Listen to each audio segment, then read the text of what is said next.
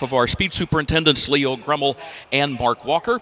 A reminder that tonight we're going to have the all-new Illinois Standardbred Association races. The Midwestern Illinois Racing Association completed its final season in 2024, and now there is one statewide county fair circuit for Illinois bred racing under the banner of the ISA. We will be playing Pick a Winner in the grandstand tonight for tickets for food and drink at the Beverage Garden down toward the turn one end of the racetrack. Already a lot of folks have filed in there. The picnic tables are filling in. Folks having a good time. Those tickets for Pick a Winner, those will be good for fish, chicken, barbecue, hot dog, french fries, soda, water, beer, seltzers, you name it. So we're glad to have you with us. Stand by. Our pre-race ceremonies will be coming up in just a moment.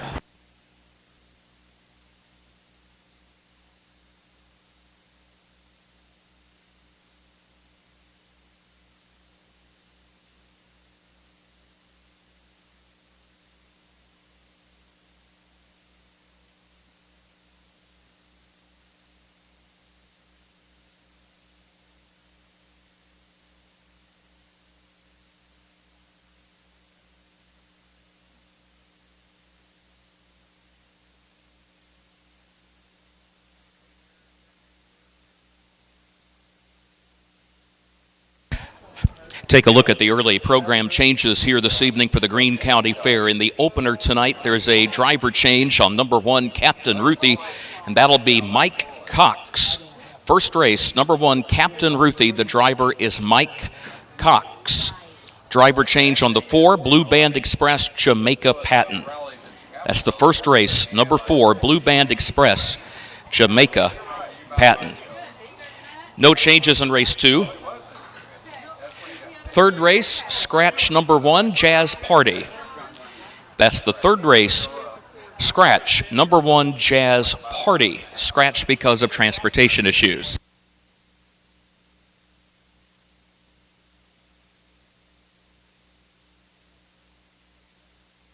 Also in the third race, the driver of the 5 Blitz Package, Michael Cox. Third race, the 5 Blitz Package, Michael Cox. More changes in just a moment.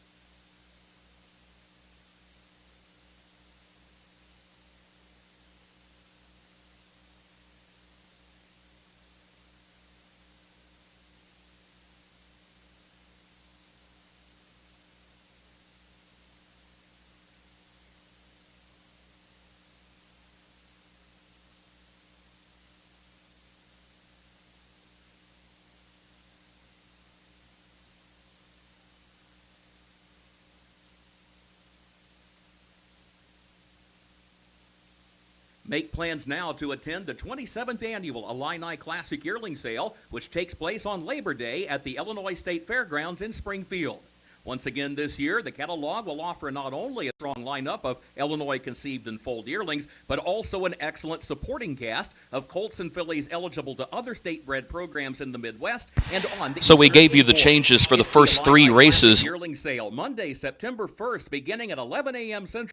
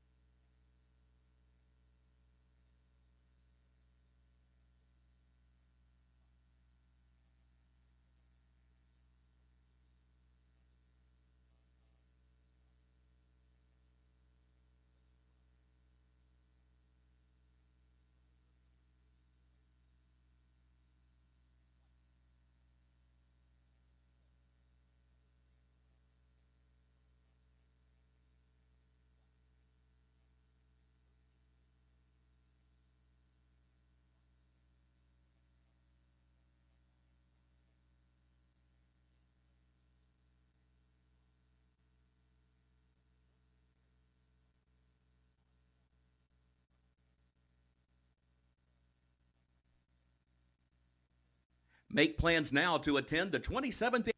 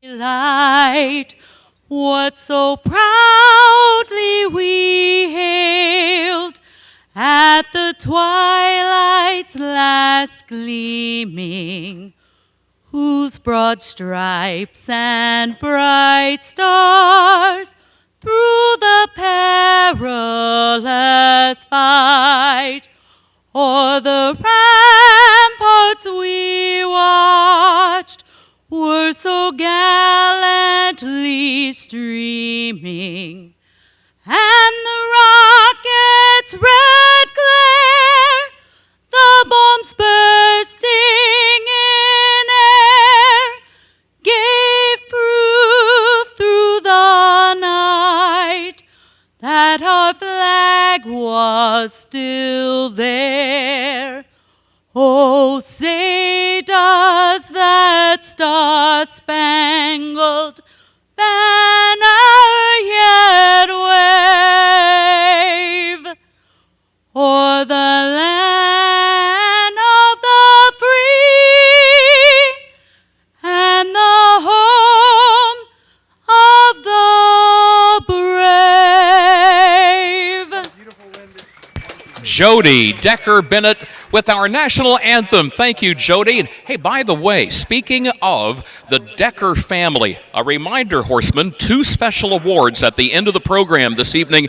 The Papa Deck Awards for the fastest trotter and the fastest pacer of the program here this evening at the Greene County Fair. So our thanks to the Decker family, and we will keep tabs on those winning miles tonight. And whoever the fastest trotter is and whoever the fastest pacer is at the end of this 14-race card, their respective connections will be taking home Papa Deck trophies. Again, horsemen, you may continue to come to the track for the first race. A reminder, in the opener, Michael Cox will drive the 1, Captain Ruthie, and Jamaica Patton will drive number 4, Blue Band Express. Great to have everyone with us here tonight. And again, a reminder, if your friends or family members could not join us here on site, be sure to alert them. Call them, send them a text, let them know they can watch the live stream. Thanks to our friends at Harness Tube. All they have to do is go to facebook.com or to youtube.com and just enter Harness Tube in the search field.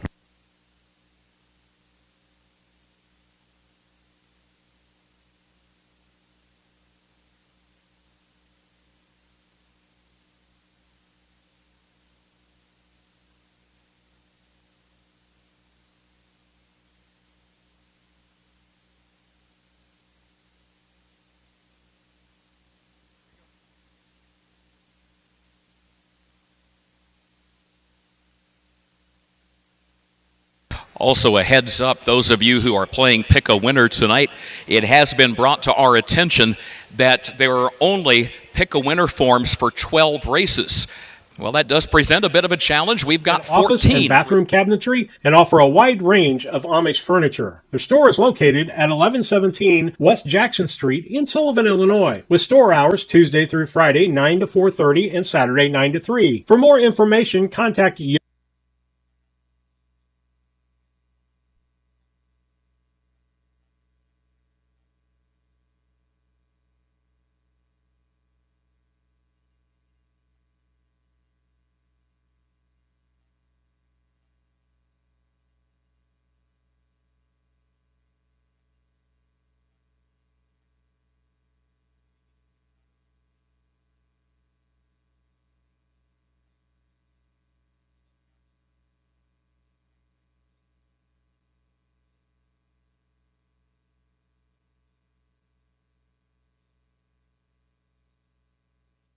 Year-old filly Pace, the purse just under $2,900. Number 1, Captain Ruthie. A reminder, Mike Cox is in the race bike. Hello, Mike. Captain Ruthie is owned by Michael Summers of Crystal Springs, Mississippi. Roshan Trigg of Brandon, Mississippi, trained by Roshan Trigg. The driver is Mike Cox. 2, Trevor's Aristocrat, owned by the Flacco family farms of Alexis of Dr. Richard and Arlene Flacco, Rick and Tabby Flacco, trained by Jill Brown, the driver, Chris Brown. 3 is April Sunlight IYQ, owned by Milton Greer of Jackson, Tennessee, trained by Leroy Hunt. Matt Avenatti is the driver.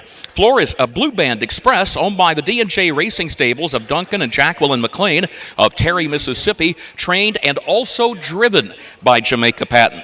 Number 5, Variant, completes the field, owned by Bart Seals of Altamont, trained by Freddie Patton Jr. Jordan Patton is in the race bike. So you've got 2 horses coming in off a prior race on Sunday at the Martinsville Agricultural Fair, way over in eastern Illinois. Number 1, Captain Ruthie, was a winner in 209 flat, and number 2, Trevor's Aristocrat, was 4th in that same race. Everybody else, well, the 3 horses making a first career start. The 4 horse, Blue Band Express, 3rd at Martinsville, and the 5 horse Variant seeing the starting gate for the first time. Good to have you with us. We're just about set to go racing.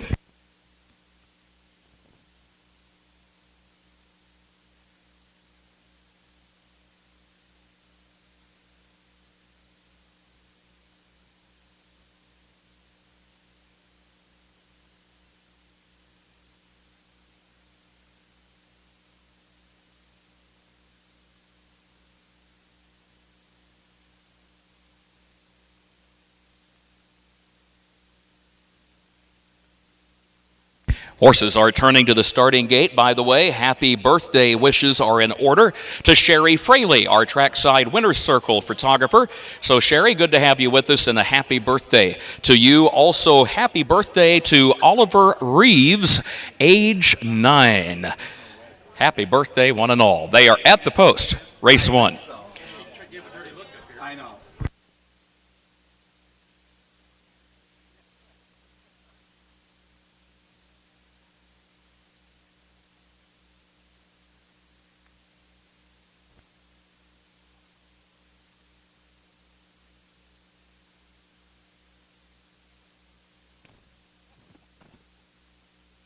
Carrollton Bank with locations all across Western Illinois, and they are always part of our family of sponsors here at the Greene County Fair. Problems there for Blue Band Express, who is off stride and has lost about 20 lengths to the field.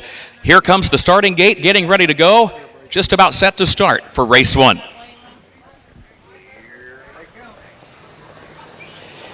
They are off and pacing. There goes Captain Ruthie. She fires right out for the early lead. Trevor's Aristocrat will come away in the second position. April Sunlight, IYQ, quickly settles in third. They'll go single file around the first turn. And then Variant, who's a close fourth. And Blue Band Express trying to catch up to the field and is doing it. Blue Band Express was about 20 lengths off the field after breaking stride around the turn coming down for the start. Already has caught up with the other four. So nose to tail, they go up the backstretch, and Captain Ruthie is your early leader. Captain Ruthie, fresh off that win at Martinsville on Sunday afternoon in her first career start, she guides the field past the quarter on top by a length. Trevor's Aristocrat will travel in second. 36-1 was the time for the opening quarter, 36 1/5 seconds. So a leisurely pace. They're stacking up 3 wide near the back of the pack because Blue Band Express goes to the far outside of the racetrack. Variant is trying to find some racing room and starts moving up from in between horses. And in the meantime, April Sunlight, IYQ, got the shuffle and lost a couple of spots and a couple of lengths. But up on the front end of the field, it's all Captain Ruthie so far, but now has company. Here's Variant halfway home in the Carrollton Bank race. It is Captain Ruthie to the inside. It is Variant there to the outside. Trevor's Aristocrat is racing back toward the inside lane in third.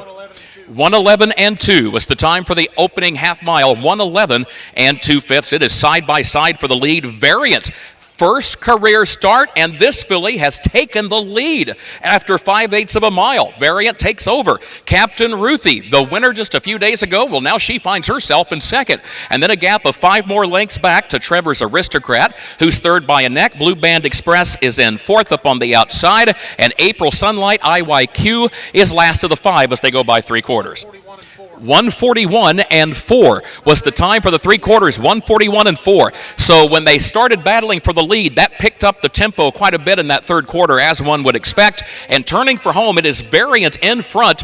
Again, Variant with her first career start leads Captain Ruthie by 2 lengths. It will be Variant with a successful career debut. Variant wins it by 2.5 lengths on the line. Captain Ruthie was second, and then it was a gap of better than a dozen more lengths back to Trevor's Aristocrat in third. 2 more lengths back of that one to April Sunlight, IYQ, who was fourth, and Blue Band Express was fifth. Time for the mile, 2:10 3/5 of a second.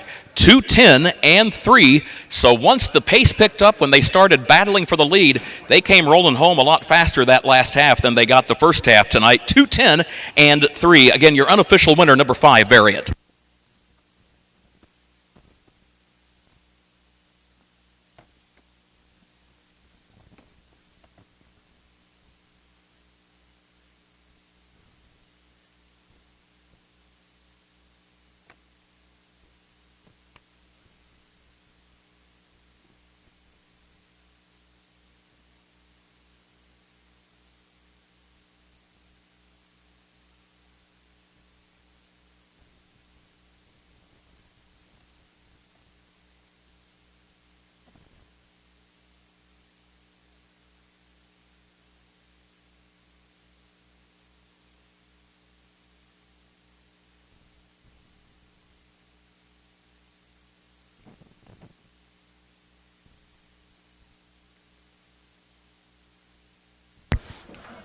First pick a winner draw of the night, and again, this will be good for some tickets to the beverage garden down there in the first turn. Davy Blanton.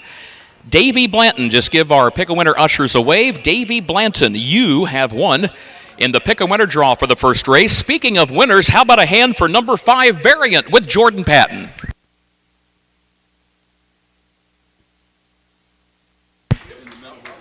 Variant is owned by Bart Seals of Altamont, Illinois, and Effingham County, trained by Freddie Patton Jr. and driven by his son Jordan Patton. Bart Seals also bred this winning 2-year-old filly. In fact, there's Bart with wife Julie.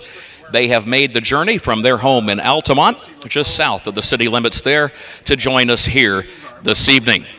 By the way, last night we had the Greene County Fair Queen Pageant, the newly crowned Miss Greene County Fair, is Naomi Landsaw of Greenfield. Naomi, congratulations to you. Great to have you with us here this evening as she congratulates our winning connections for the first race.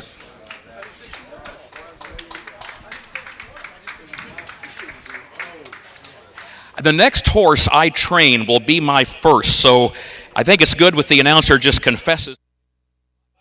Okay, David, we'll come in here for a couple of minutes while he's talking about how we did on that as far as our picks were concerned. Well, I tried to throw the picks up on screen as they were going to the gate there. I think we all went 1, 3, 4 on this race. Captain Ruthie getting beat, though. Variant showing up from the 5-hole. Jordan Patton for his dad, Freddie Jr. out there. Put in a good mile, took the lead when he had to, and, got a nice little last quarter on that one. I'm trying to think who came in second. So Captain Ruthie was second. We all had her first, and then who was third? Trevor's Aristocrat was third. Okay. Yep. And so basically, we throw got Variant one in there. 1 point. We got 1 point apiece. 2, right? Don't we have? Because aren't 3 and 4 both boxed? Yeah, but it's 5 1 2 3 4, right?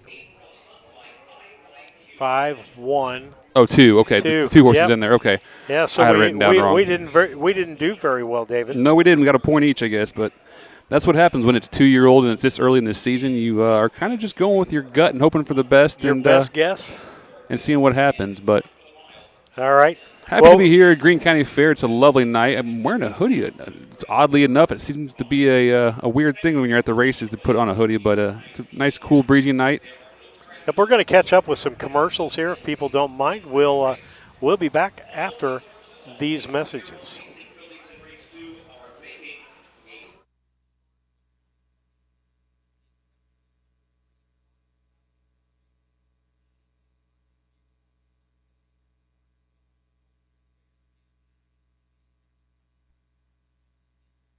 Yoder Custom Woodworking was started in 1995 by the Yoder family as a retail Amish furniture store in Sullivan, Illinois. They offer custom kitchen cabinets, granite and quartz countertops, built-in office and bathroom cabinetry, and offer a wide range of Amish furniture. Their store is located at 1117 West Jackson Street in Sullivan, Illinois, with store hours Tuesday through Friday 9 to 4:30 and Saturday 9 to 3. For more information, contact Yoder Custom Woodworking at 217-728-2166.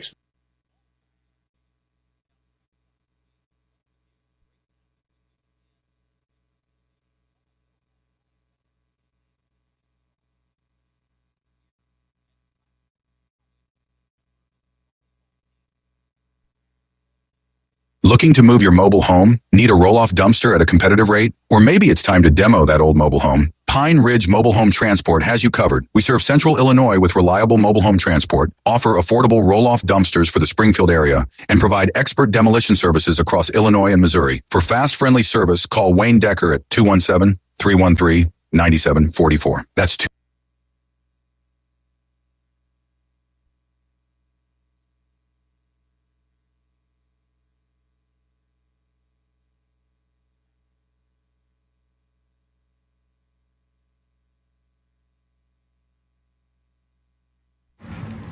Wait, before you go and get your snacks and drinks, make sure to subscribe and like to Harness Tube.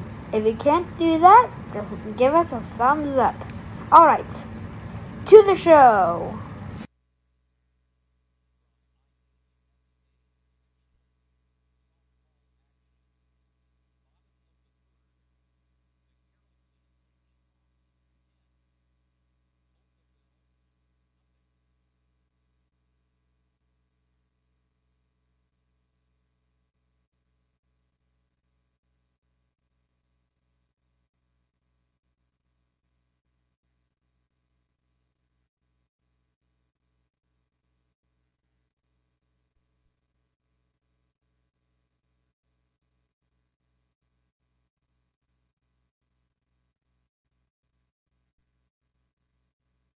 Make plans now to attend the 27th Annual Illini Classic Yearling Sale, which takes place on Labor Day at the Illinois State Fairgrounds in Springfield.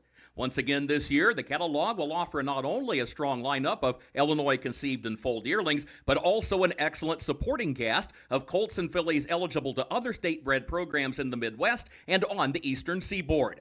It's the Illini Classic Yearling Sale, Monday, September 1st, beginning at 11 a.m. Central.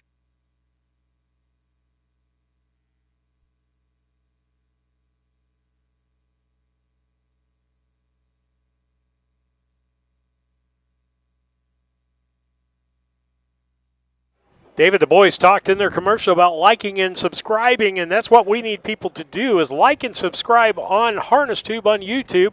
To subscribe, you're going to go right under your picture on the right-hand side to subscribe. I believe that's where the subscribe button is.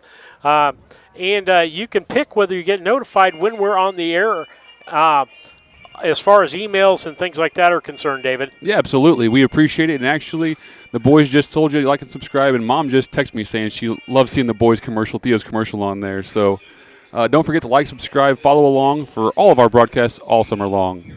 All right, let's talk about this next race here as we get ready to go here for race 2. About the picks. David, what was your picks in this contest? My picks, I went 3-2-4. I think Kurt was talking. I'm not sure if we had his mic up, but Fox Valley Barbie made a nice little start at Martinsville, threw a nice last quarter out. I'm using her on top. My second choice was the 2-horse J&M Virgin Star. My third choice, the 4 Smiley Racer. All right, Lisa and I went 3-4-5. I like the 3-horse, the Fox Valley Barbie. I like the driver of this horse. I like the trainer of this horse. I like the fact that they came in second in the one race in Martinsville that it's been in. And then she and I flip-flopped 4 and 5. You got Matt Avenatti as a driver. No history with that. I picked that horse to finish second, and I finished Marcus Detweiler's Here Comes Jane for third. Lisa picked that one for second, and that's what we've got going on there. I think our points will boil down to whether Jordan or Matt does better in this race, it looks like, so we'll keep an eye on those two. So did you get your mom's picks? No. No. She texted me because she saw Theo's commercial, and how much she liked it. All right. Well, and before we throw it to Kurt, speaking of my mom, I want to give her a huge shout-out for all of her excellent work on the camera at Martinsville 2 days. It's tough. It's a lot of work. She was a trooper, but we definitely appreciate all of her help on that. I think we have a post-parade coming at us. Okay, with that, we'll go to Kurt. Number 5, Here Comes Jane, owned by Lester Detweiler of Sullivan, and his son Marcus Detweiler is the trainer driver. Headed to the gate, race 2. Well, we missed sometimes a little bit we can of that. see Kurt, sometimes we can't see Kurt, and we have to just wing it based on what we're looking on the track. So, so I'll go through the post parade. I can do this, right? Okay, yeah, you can. The 1 horse is Calico Sunset, owned by Leroy Hunt of Jackson, Tennessee, trained by Leroy Hunt, and driven tonight by, you guessed it, Leroy Hunt. The 2 horse J&M Virgin Star, owned by Willie Scott of Raymond, Mississippi, trained by Freddie Patton Jr. Let me just go ahead and say Illinois Hall of Famer Freddie Patton Jr., driven by Jordan Patton. The 3 horses Fox Valley Barbie, owned by Kevin Miller of Arthur, Bart Seals of Mason, and Mrs. Penny White of Altamont, trained by Kev Miller, driven tonight by Wyatt Avenatti. The 4 horses Smiley Racer, owned by Trails to Nature Incorporated of Cub Run in Kentucky, trained by Phil Cotton, driven tonight by Matt Avenatti. And the 5 horse is Here Comes Jane, owned by Lester Detweiler, trained and driven by his 19-year-old son, Marcus Detweiler, in the second division of the 2-year-old filly pace, going for a purse of $2,892 in the Illinois Standardbred Association Series. And I tell you what, I can't think of a smile without thinking about Marcus. The race at Martinsville where he turned. That was JP. That was JP going who turned around. Yeah, he was going by Mikey Rogers, wasn't he? Okay, real quick. I'm going to throw this out here before the race. You can type in before they go to gates. Lisa did this. Fastest harness horse of all time. Fastest harness horse of all time. Don't look it up on the internet. You can send David a text or a message on YouTube, and I'll get David's guess when we come back. This is throughout the United States. Fastest harness horse of all time. I don't think it's changed. I think I know who it is. We'll send it back to Kurt. At the post, gates rolling. The CHS division of the 2-year-old filly pace.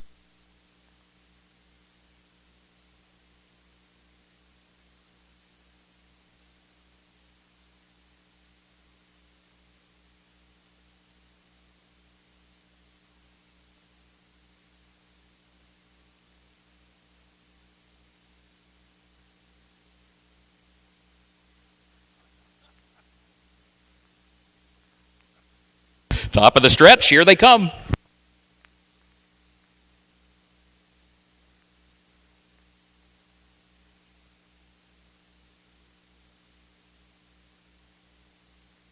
They are off and pacing, and there goes Fox Valley Barbie right out for the early lead. J&M Virgin Star gets away in the second position as they head down into the first turn. So Fox Valley Barbie, she raced from off the pace in her first start on Sunday.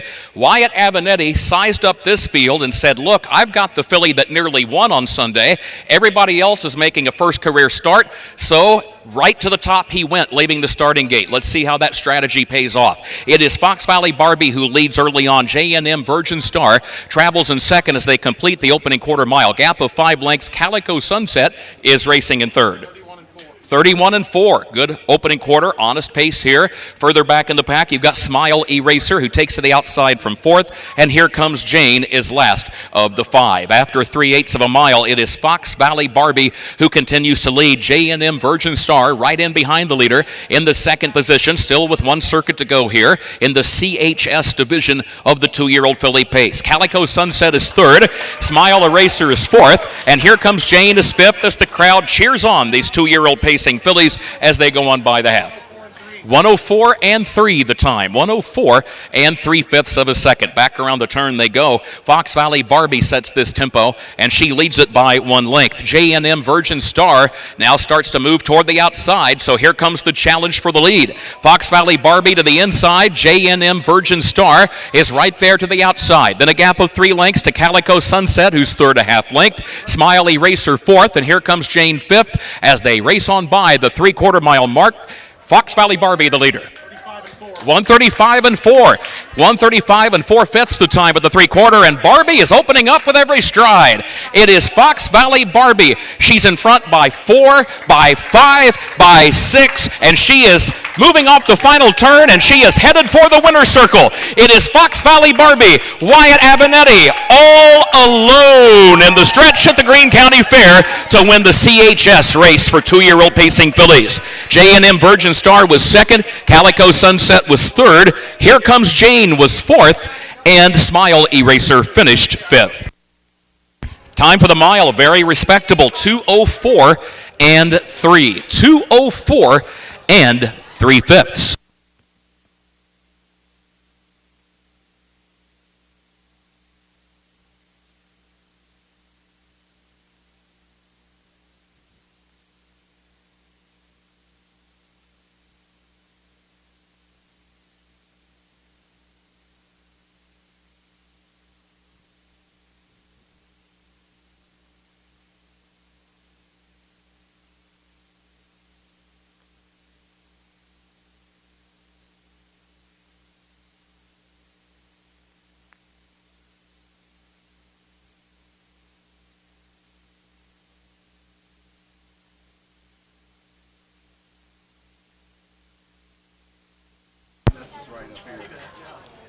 Well, the folks coming trackside in the pink shirts, that is co-owner Penny White and her husband Jerry.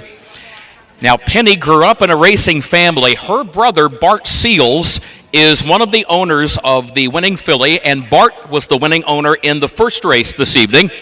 But guess what? Despite growing up in a racing family, this is actually the first racehorse which Penny personally has ever owned. So she's a new owner, despite the fact she's been around the game her whole life. And she's not only a new owner, she is now a winning owner. Penny, congratulations. We hope this is the first of many victories to come. Well done. Congratulations to trainer co-owner Kevin Miller of Arthur. There's Penny's brother Bart Seals of Altamont, and Wyatt Avenatti out of Chrisman, Illinois. is the winning driver coming trackside now. How about a hand for number 3, Fox Valley Barbie?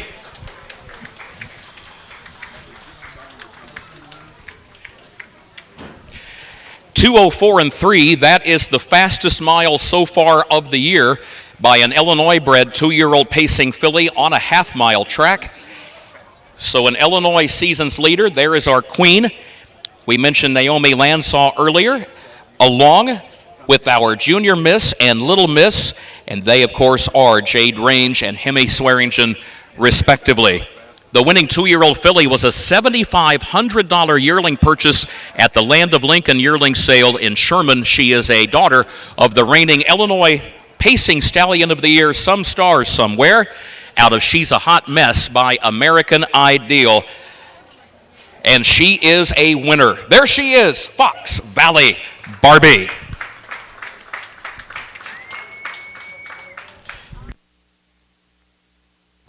Pick a winner draw. Liz Killian, you have won. Liz Killian, just give our ushers a wave.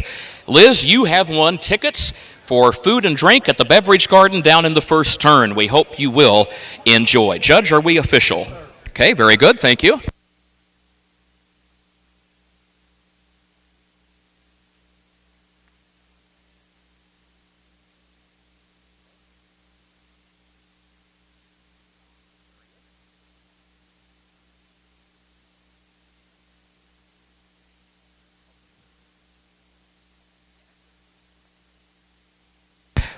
Here's the full field rundown. It's official for race 2. From the top, Calico Sunset finished 3rd. J&M Virgin Star, the runner-up. Fox Valley Barbie was the winner. Smile Eraser finished 5. And Here Comes Jane finished 4. The quarter, 31 and 4/5 seconds. The half, 104 and 3. 3 quarters, 135 and 4/5. And the time for the mile, 2:04 and 3/5 of a second. It reached down 3:21.54. Third race is coming up. Scratch number 1, Jazz Party. Number 1, Jazz Party scratch because of transportation issues. Sometimes you've got too many horses and not enough spots on the trailer. That does happen. So scratch the 1, Jazz Party. A reminder, the driver of the 5 Blitz Package, Mike Cox, will drive number 5. Folks, there is a spot on your Pick-A-Winner entry form for a door prize. The door prize is $50, courtesy of Greene County State's Attorney Craig Grummel, of course, a member of the racing industry himself.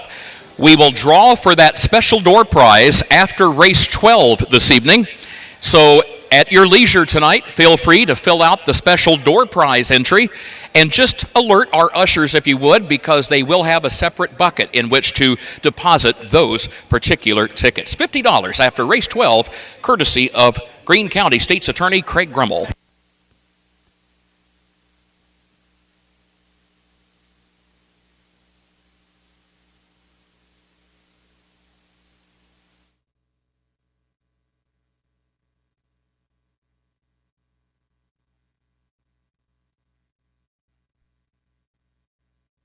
Yoder Custom Woodworking was started in 1995 by the Yoder family as a retail Amish furniture store in Sullivan, Illinois. They offer custom kitchen cabinets, granite and quartz countertops, built-in office and bathroom cabinetry, and offer a wide range of Amish furniture.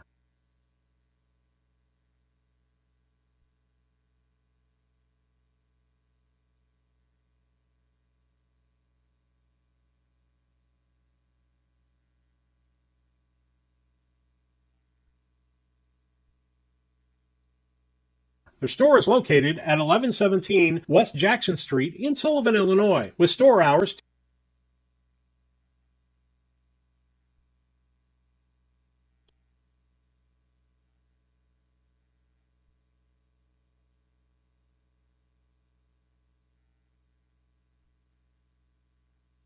Yoder Custom Woodworking was started in 1995 by the Yoder family as a retail Amish furniture store in Sullivan, Illinois. They offer custom kitchen cabinets, granite and quartz countertops, built-in office and bathroom cabinetry, and offer a wide range of Amish furniture. Their store is located at 1117 West Jackson Street in Sullivan, Illinois, with store hours Tuesday through Friday 9 to 4:30 and Saturday 9 to 3. For more information, contact Yoder Custom Woodworking at 217-728-2166.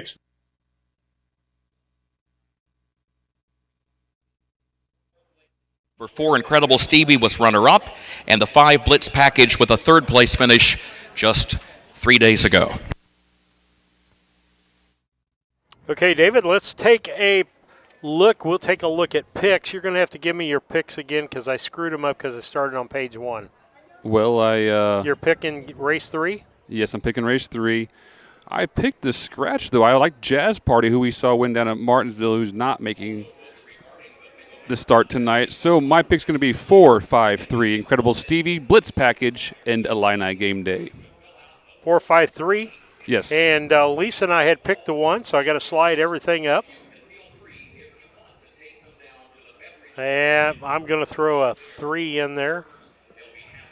And Lisa's going to be 4, 4, 5, 3, and 4, 5. 4, 3, 5 now. So Since the 1 dropped. So you're 4, 5, 3, and she's 4, 3, 5? Yes. Okay. Yep. Sorry about that. If you're already in there, we didn't plan on the scratch. And do you know who the fastest harness horse of all time is, Yeah, David? I don't think we fooled anyone on that one. Let me get, if I went to the chat here, that would be Bulldog Hanover, 145 and 4, like 2 weeks before the Meadowlands Pace night at the Meadowlands. He went, I think, in 46 flat the week before, just spectacular miles. I remember watching that live. Okay. And I don't think we fooled anybody. We had a lot of people in the chat who got that. We had Leanne had Bulldog, Steve Lawson had Bulldog. Somebody else had Bulldog up here. D. Russell, for sure. Okay. So fastest trotter of all time. That is an interesting point because that is a horse by the name of Homicide Hunter, 148 and 4, 2018 Lexington. Homicide Hunter was out of a horse that actually was owned by Dr. Patrick Graham, who had a veterinary clinic here in town and in Pittsfield. That horse, yeah, that was an amazing mile. I think Burke trained the horse at the time. But, yeah, just sub-49 trotter was mind-blowing. Lisa's up there listening to you say this. I knew he would do this. I knew he would do this. Okay. Here. I remember watching Sebastian K trotting 49 and 1 at Pocono 10 years ago or more. That was a phenomenal mile, too. But Kurt's on, so we'll toss it back to him. Okay. Is he in the post parade, I think? I haven't been paying attention. Close. We'll see. We'll throw it to Kurt. The 1 Jazz Party and put Mike Cox on the 5 Blitz package.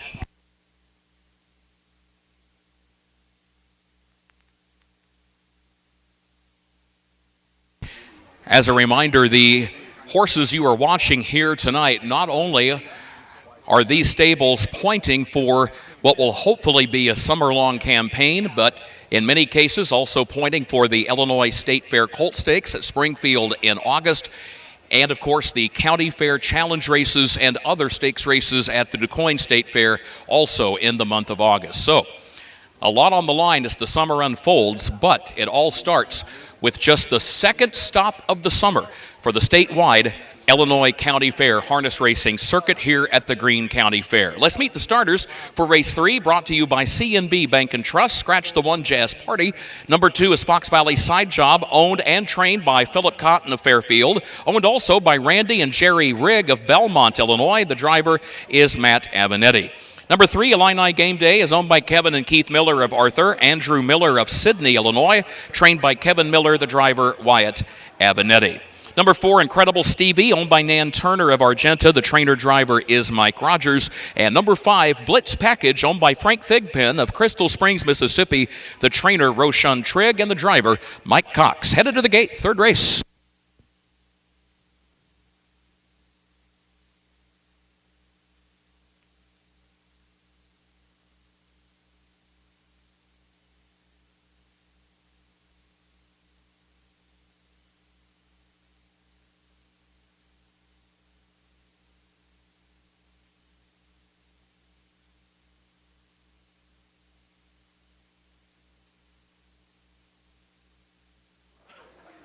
David, let's talk about our picks real quick here as we get ready to go in this contest. We are in race 3.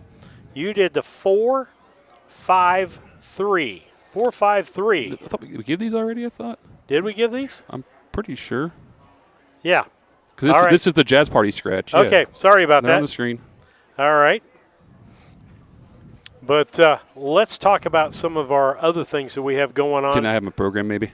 Yeah, you can have your program. I'll get it back from you. Oh, you're still not done with it? I'm not done with it. I keep making mistakes. Okay, whatever we're doing, I'll let you lead the way then. Well, Kurt's not talking. Let's talk about. I was trying to check some text messages. I think those of you are aware today the IHHA had that Senate Bill 1473. There's a press conference at 1 o'clock that got posted, hopefully, I think on Facebook somewhere.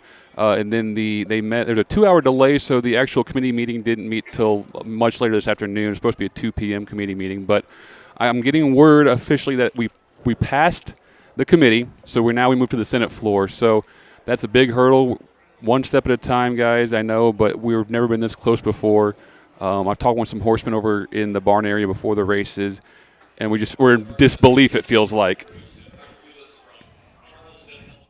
And the gate is rolling for race 3. I think we have at least one EIU grad, Eastern Illinois. Yeah, John Langer, one of our timers. He got his degree from Eastern. Any other EIU graduates here this evening? Anybody? Yeah, maybe just a couple. Maybe just a couple. All right. Well, Stacy DeRoos, his home is in Charleston, the home of the Eastern Illinois University campus. Right now, we're just about set to go for race 3.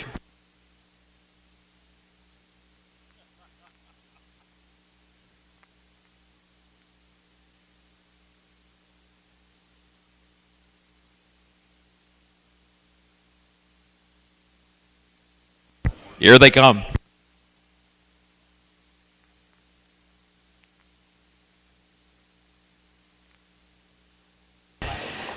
They are off and pacing. There goes Incredible Stevie, first away, and is joined by Illini Game Day right there to the inside. These two hook up in an early battle for the lead, but it won't last long because Incredible Stevie has already cleared with the lead. Fox Valley side job off stride and drops out to the back, but is still right there with the rest and is right back on the pace. So these four will go single file off the first turn. Well bunched headed up the backstretch. Incredible Stevie leads it by just 1 length. Illini Game Day is second by a length. Blitz Package is racing in third by a length and a half, and Fox Valley Side Job is last of the four as they go by the quarter-mile mark, with Incredible Stevie showing the way here early on for Mike Rogers.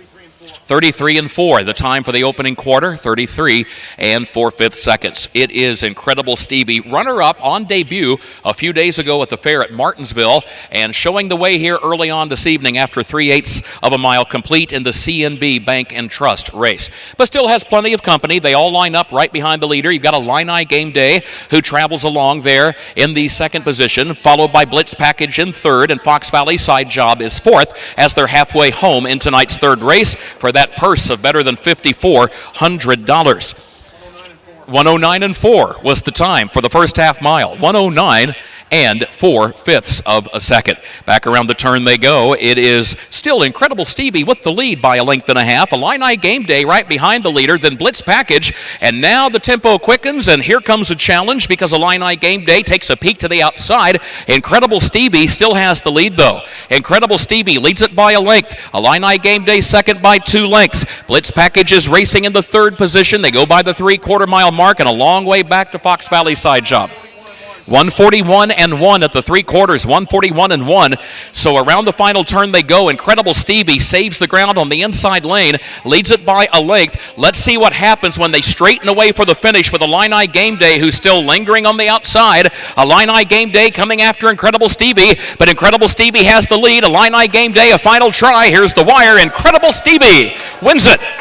Incredible Stevie by a length on the line over Illini Game Day in second. Blitz Package a close third, and Fox Valley Side Job, the first-time starter, was fourth. 2:09 and 3 was the time for the mile. 2:09 and 3/5. Your unofficial winner, number 4, Incredible Stevie.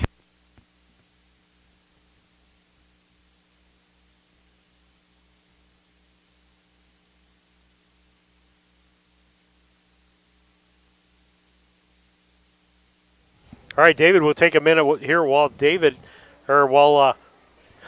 Kurt is taking a breath.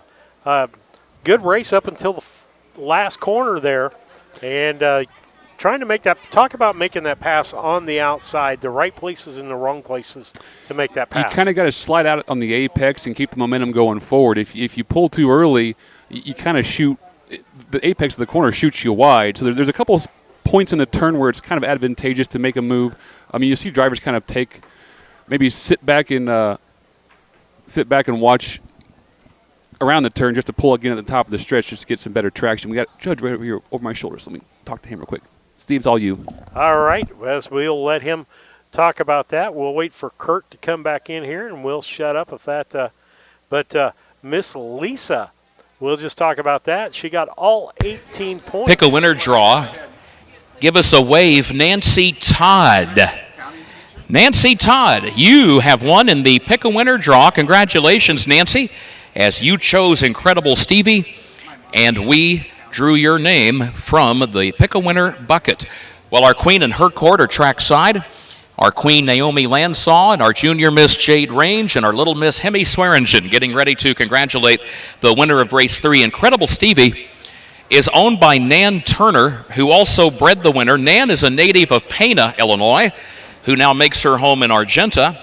And Mike Rogers is the trainer-driver of Incredible Stevie, who wins for the first time in just his second career start. He's by Stevensville, this colt, out of Incredible Filly, whom Nan Turner also raced with a lot of success all across the state of Illinois.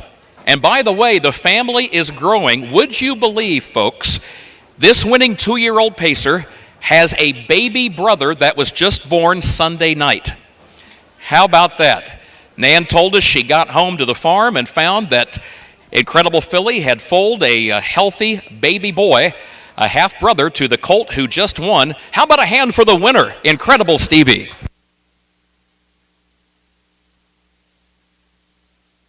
Congratulations, Nan. Well done.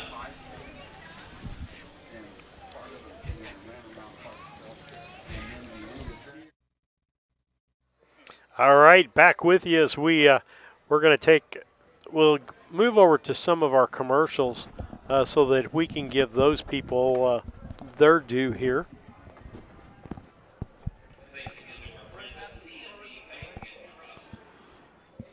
Is it official? Yes, that's official. Well, they haven't said it yet. It is official? I don't know. I thought, oh, no, we went to commercial. I was going to. Okay, well, we're on the air. I'm sorry about that, but we want to put our advertisers up there. I can go back to slide here when we make that no problem. official. I just didn't know where we were at. I came on the microphone and didn't know where we were. You and I got 12 points out of that. Miss Lisa trifected. Did she? Yep, 18 points there. Well, that's good. That one-horse scratch, we all kind of had to pick something and just wing it. Yep, I just moved the picks up. He's down. Jazz Party was scratched. Fox Valley Side Job finished 4th. Illini Game Day was the runner-up. Incredible Stevie was the winner. And Blitz Package finished 3rd. They got the opening quarter in 33 and 4, the half in 109 and 4/5, 3 quarters 141 and 1/5, and the time for the mile 209 and 3/5. It reads down scratch 4 2 1 3. 4th race coming up. No scratches, no driver changes in this 4th event. Race 4. The 2-year-old filly trot for a purse of over $5,200. Everybody in the lineup, all 5 of these trotting fillies making a first career start. Well, David, we're back up. We can talk about a few things here on our side-by-side that we can want to bring to people's attention, not only about our advertisers, but about the upcoming races. I mean, we had, 26 on the docket this year? 26 was the number last time I checked. It's a lot more than we've kind of been biting off in the last few years. I think we kind of proved the proof of concept this idea is working for us. So we're going to try to fit as many fair races as we can, show you as many horses as we can, as many races as we can, as many days as we can. And I want to let people know each one of these tracks is different as far as setup is concerned. We'd like to be on the air sooner, be talking about things sooner, but with a difference in the tracks, without having to come here really early, it takes us a while to get set up, David. If There's people come and always look, some this is, technology glitch that gives us a hard time, it seems like. We can be prepared, and 99% of the time we'll show up and a cord will be loose or something wiggly, and it's always trying to trace it down to see what's going on. So we apologize for not getting on quite as early today, but we are here, we are live, and we got lots of racing to do tonight. And we're still getting the rust off from last year. It's been like 9 months. It's a long. I think Jimmy Austin just said, "Hello, guys. It feels like summer now." We're getting back in the swing of things. I'm not sure if we're quite as greased as we used to be, but it feels good to be back. But you can see on the screen, I'll put through it. There are the races that we are doing, and it is, quite a bit of racing that we'll have out there for you. The finger thing doesn't want to work today. I hate that thing. There we go.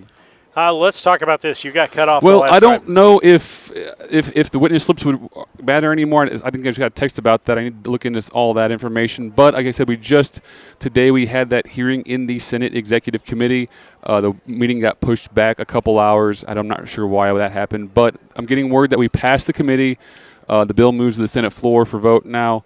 We appreciate everyone's support. I think the number was over 1,000 witness slips ended up getting filed for that bill, which is just spectacular. I think President of the IHHA, Jeff Davis, his goal was to maybe have 500 by the time we went to the meeting today, and we doubled that. So it just proves how much interest there is in horse racing. It proves how much people still stick around in this state to watch it and like to see it thrive and come back.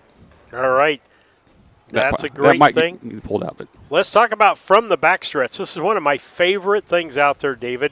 We'd love for people to send us notes of any kind on the chat. We've got a lot of people that are chatting with us. We had a question the other day about favorite fair food. I'm going to throw it out today. Oh, What's your favorite track to watch harness racing on? Favorite track throughout the United States. What's your favorite? County Fair, Parimutuel, you name it. Throw it in the chat. We'll put it up on the screen for you. Standardbred Association 2-year-old filly trot for a purse of $5,270. The race sponsor, Country Financial, agents Julie Schutz and also Tracy Schmidt. We appreciate their support of racing at the Greene County Fair. Again, every horse in this lineup, every filly in race 4 tonight, seeing the starting gate for the first time.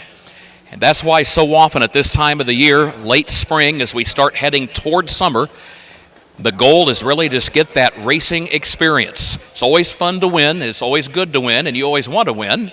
But as long as you come away with these 2-year-olds with some racing experience, that is a big part of the battle. Let's meet the starters. Number 1, No Flies on Me, owned, trained, and driven by Jamaica Patton of Rochester, Illinois, and co-owned by the D&J Racing Stables, Duncan and Jacqueline McLean of Terry, Mississippi.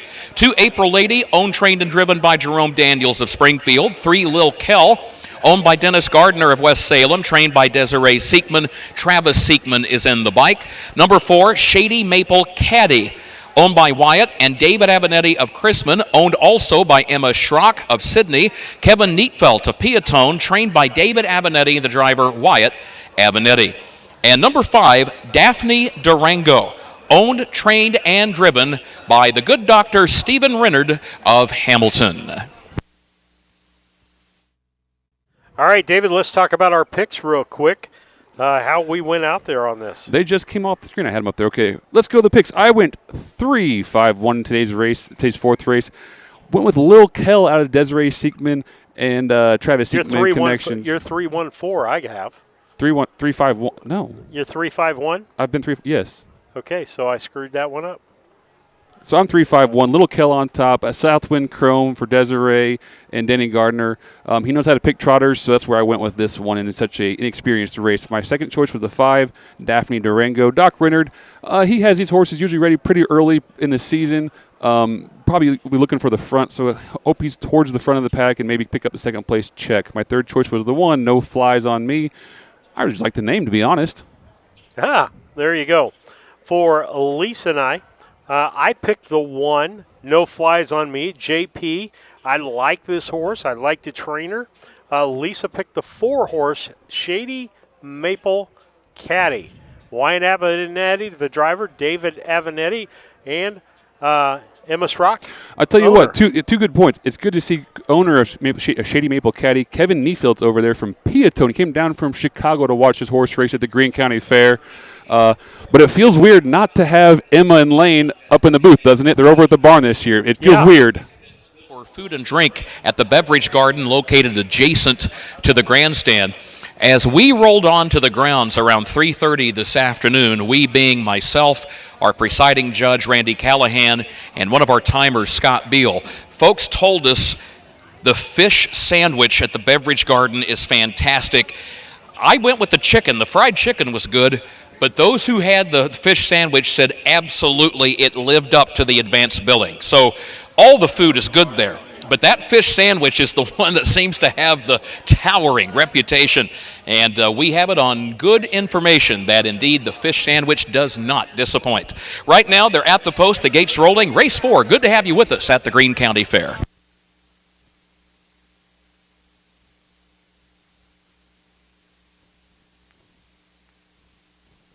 The sights and sounds of the county fair and of racing are all new to all of these 2-year-old trotting fillies. First time they've seen the starting gate. First time they've seen a grandstand full of spectators, or the folks right there outside the first turn in the beverage garden. The sights and sounds of Swear Amusements on the Midway. This is all part of the ball game, folks. It's time for these 2-year-olds to go racing and learn what racing is all about. Here they come. Problems for No Flies on Me, who's off stride. No Flies on Me on a break, and Daphne Durango is off stride. And also Lil Kell is off stride as they enter the first turn. Shady Maple Caddy, simply by virtue of minding her manners and staying on gate, finds herself with a 10-length lead at the end of the opening 1/8 of a mile and just keeps opening up here early on in race 4. In the meantime, April Lady is second, but she's challenged by Lil Kell, who now moves up on the outside after that break and stride. She's recovered and goes to second, but a dozen lengths off the lead. Further back, No Flies on Me moves up in third. Around April Lady in fourth. Daphne Durango is trailing the field back in fifth, but again up front, it is Shady Maple Caddy, the leader. 33 and 2, the time for the opening quarter, 33 and 2/5 seconds. So Shady Maple Caddy by herself as they move toward the top of the stretch and work their way toward the half-mile mark in the Country Financial Julie Schutz and Tracy Schmidt race at the Greene County Fair. It is Shady Maple Caddy, but she's about to get some company, folks. Here comes Lil Kell. Lil Kell was a dozen lengths back. Now she's only 3 lengths behind the leader as they head back into the turn, then a gap of a dozen more back to April Lady, who's third. 107 and 3 the time for the first half mile. 107 and 3. After 5/8 of a mile, it is still Shady Maple Caddy, and she leads at a length and a half. Travis Seekman taps the brake pedal. He's going to let Lil Kell catch a breather and draft in behind the leader. She had to work pretty hard just to catch up. So now she will regroup. Let's see what she can do from there. A 15-length gap back to April Lady third. No Flies on Me on her outside, challenging for third, and Daphne Durango is the distant trailer back there in that fifth position. 141 and 4 at the 3/4. 141 and 4. They swing down the side of the course with Shady Maple Caddy leading Lil Kell. There's still 2 lengths separating these two fillies. There's less than an 1/8 of a mile to go. They're turning for home. Shady Maple Caddy still chased here by Lil Kell. Lil Kell takes aim for one more time. Shady Maple Caddy leads at a length and a half though, and Shady Maple Caddy wins it by a length on the line. A driving double for Wyatt Avenatti as Shady Maple Caddy wins it over Lil Kell with a good effort to be second. Broken equipment on number 1, No Flies on Me, who did come across the wire third. But again, that will be noted on the charted line. There was broken equipment for number 1, No Flies on Me. Still finished third nonetheless, with April Lady in fourth and Daphne Durango fifth. Time for the mile, 2:13 and 2/5. 2:13 and 2/5 of a second. Your unofficial winner, number 4, Shady Maple Caddy.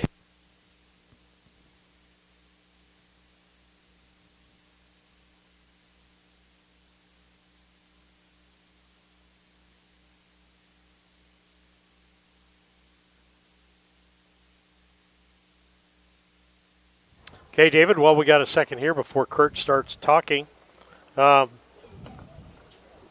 Everybody seemed to be off stride or have a problem in that race except for the winning horse. The the 4-horse. Yeah.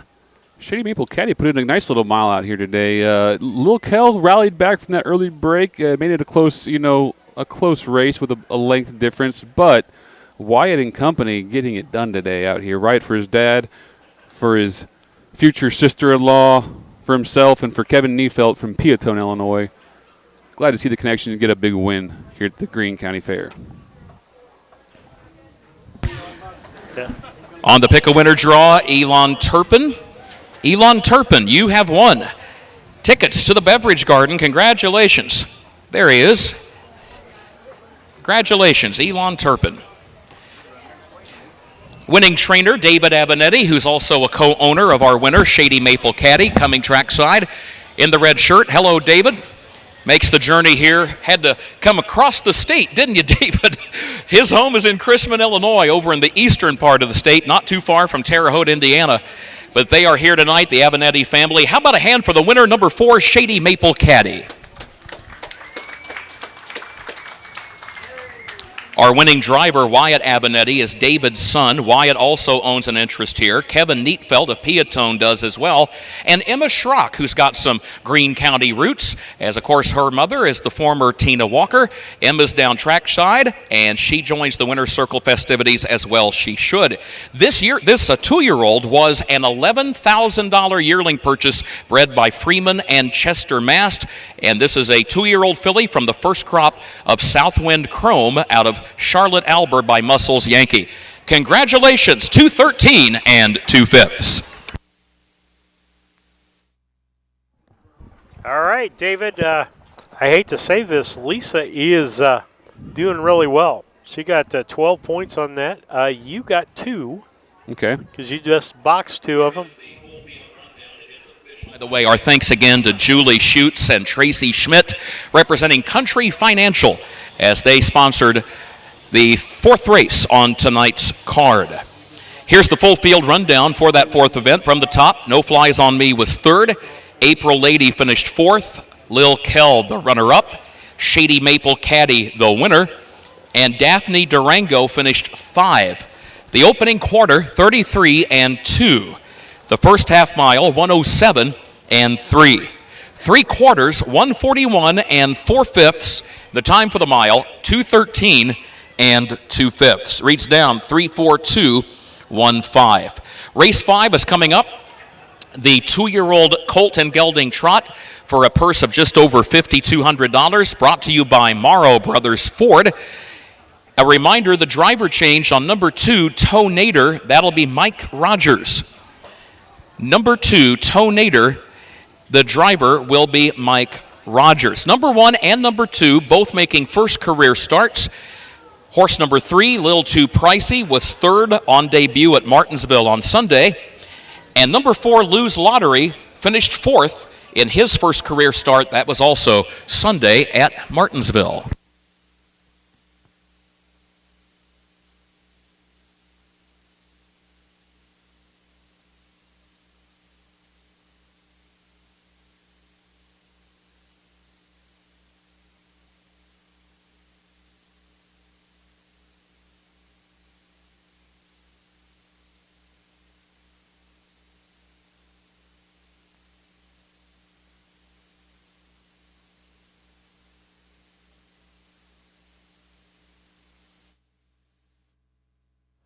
David, let's take a minute about how people can help sponsor. We know that we've got ads on there, and we'll talk about that a little bit later. But if you're just a fan and you enjoy what we do, they can donate to Harness Tube, can't they? Yes, we've got a lot of fans who reach out and want to know how they can help. And any kind of cash, check donation, Venmo, PayPal, we accept it all, and it's all appreciated. The goal is to keep this free, to make sure everyone who wants to watch Illinois horse racing can watch it uninhibited. So that's the mission, and we appreciate all the support getting us there. Absolutely. We thank you for donating. And some of our donors out there that we're really appreciative that have already donated this year to help us get started, actually before we even started the first weekend. Yep, I sent out a mailer to those who have donated, the last couple years, just to let them know we were what our schedule was, kind of give them a first peek at what the dates were going to be, and they were very generous, sent back some checks into the P.O. box there, and we appreciate all their help. It gives us a nice buffer to start off the season without having to, go paycheck to paycheck on this thing. All right, we'll take a quick commercial break. We'll be right back.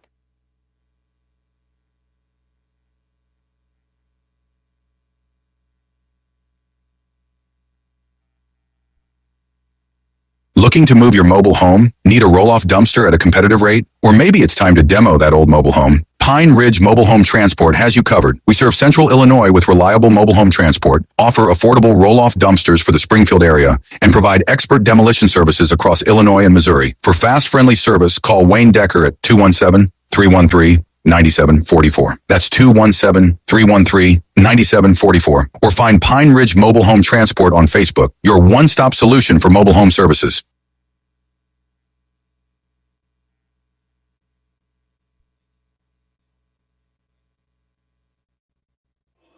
Okay, David, let's talk about race 5 here. Did you hear Kurt's big announcement right there?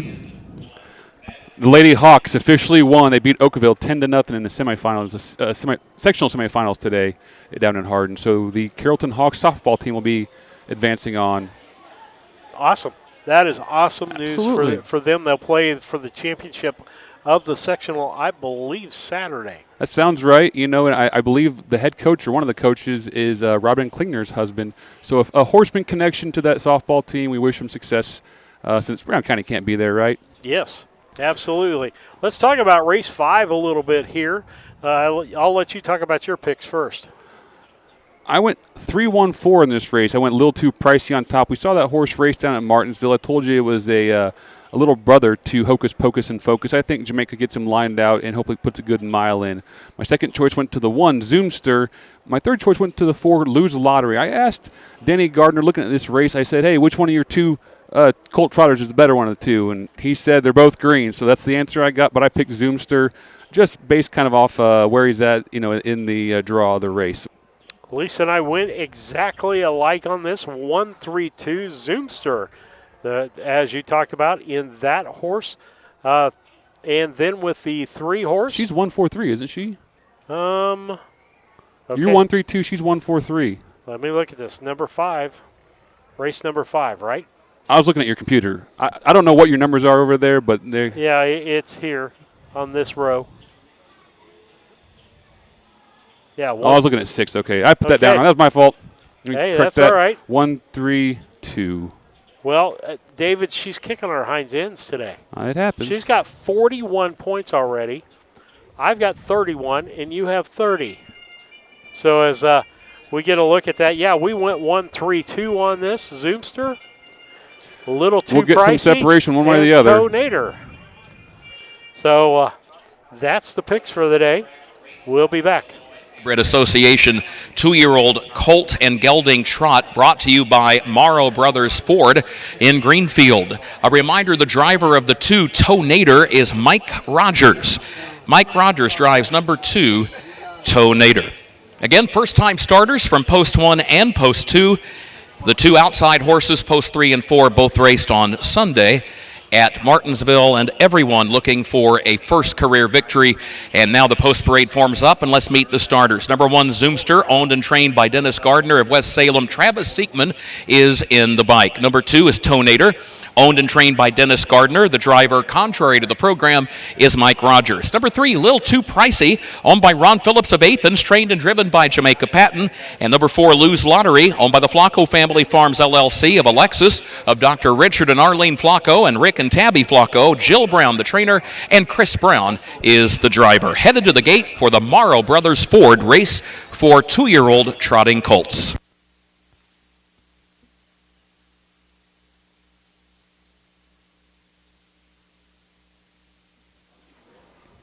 David, we want to thank our sponsors out there that help us put on this harness tube. We can use more sponsors, folks. If you've got a business, we got another ad today that we've got to work up for someone. The Avenettis are going to put an ad out there. We'll just give them a free ad today. With that is, but we'd love to have your business on there. And you're going to get run a couple of times during the course of the evening. Folks, the following announcement was just posted on the Illinois Harness Horsemen's Association Facebook page. It is from the IHHA President Jeff Davis. It says, quote, with the passage of Senate Bill 1473 out of the Senate Executive Committee, we have taken another step towards restoring harness racing in Illinois. We look forward to a vote in the Senate and a vote in the House in the next couple of days. A big thank you to all of the supporters who filed witness slips and who came to the Capitol today. Stay tuned for the next steps.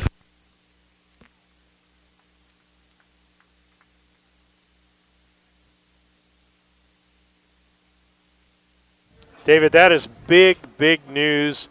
People here were excited about it. I think the harness racing industry here in Illinois is very excited about it. And we're the opportunity excited with bated breath. You know, it's one of those things. Until it gets here, we're always going to be a little.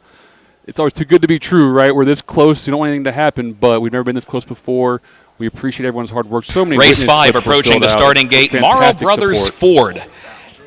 Folks, they not only sell great Ford products, but they have that full in-house upfitting division.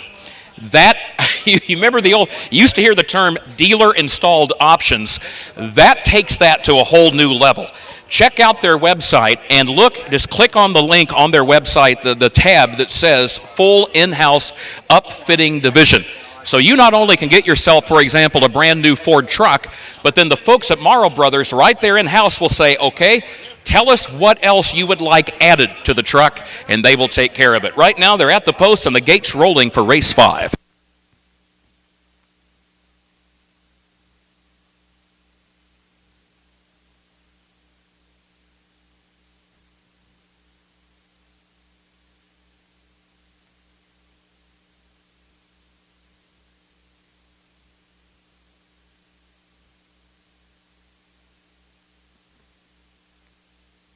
Here they come, Race 5.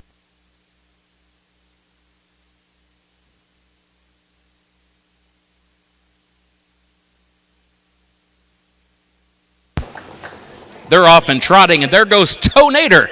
But now Tonator's off stride. Tonator went out for the lead, but then broke stride heading down into the first turn. In the meantime, Lil Too Pricey is off stride.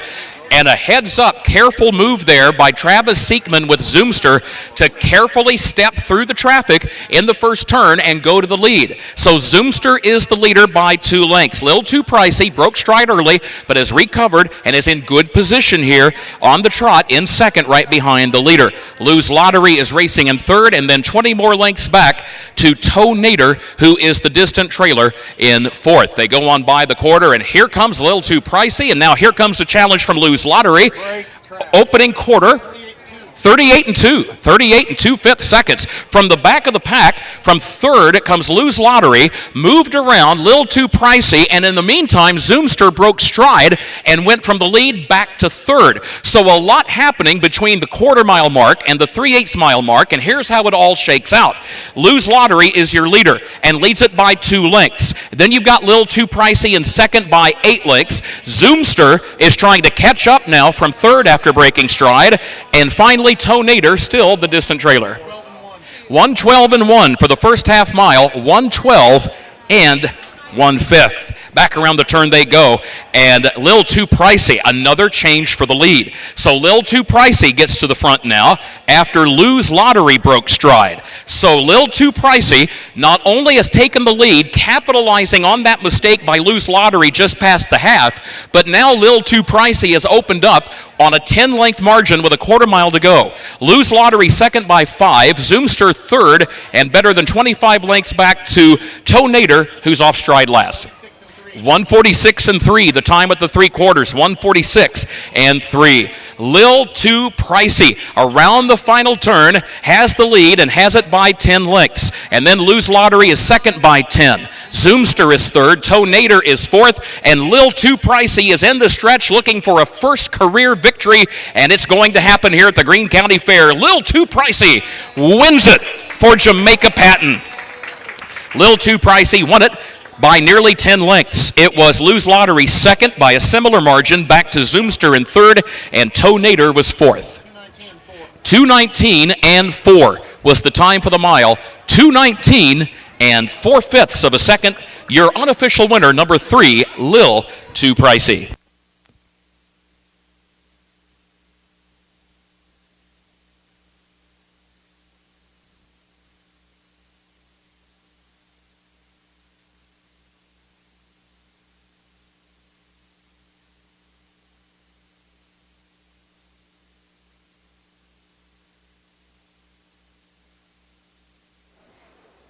Wow, David, you came out ahead that time. You got the winner that time. Yeah. You got 12 points, and we give 10 points to the winner, 5 points to second place, 3 points to third place if you pick at the right spot, and then we figure the box. If you don't get any other points, you get 1 point. On the pick a winner draw, congratulations, Toonie Brannon. Oh, Toonie Brannon, give us a wave. There's Toonie. Hi, Toonie. Congratulations. You have won tickets for the Beverage Garden for food and beverage. And here's the horse that enabled that to happen. How about a hand for number 3, Lil Too Pricey?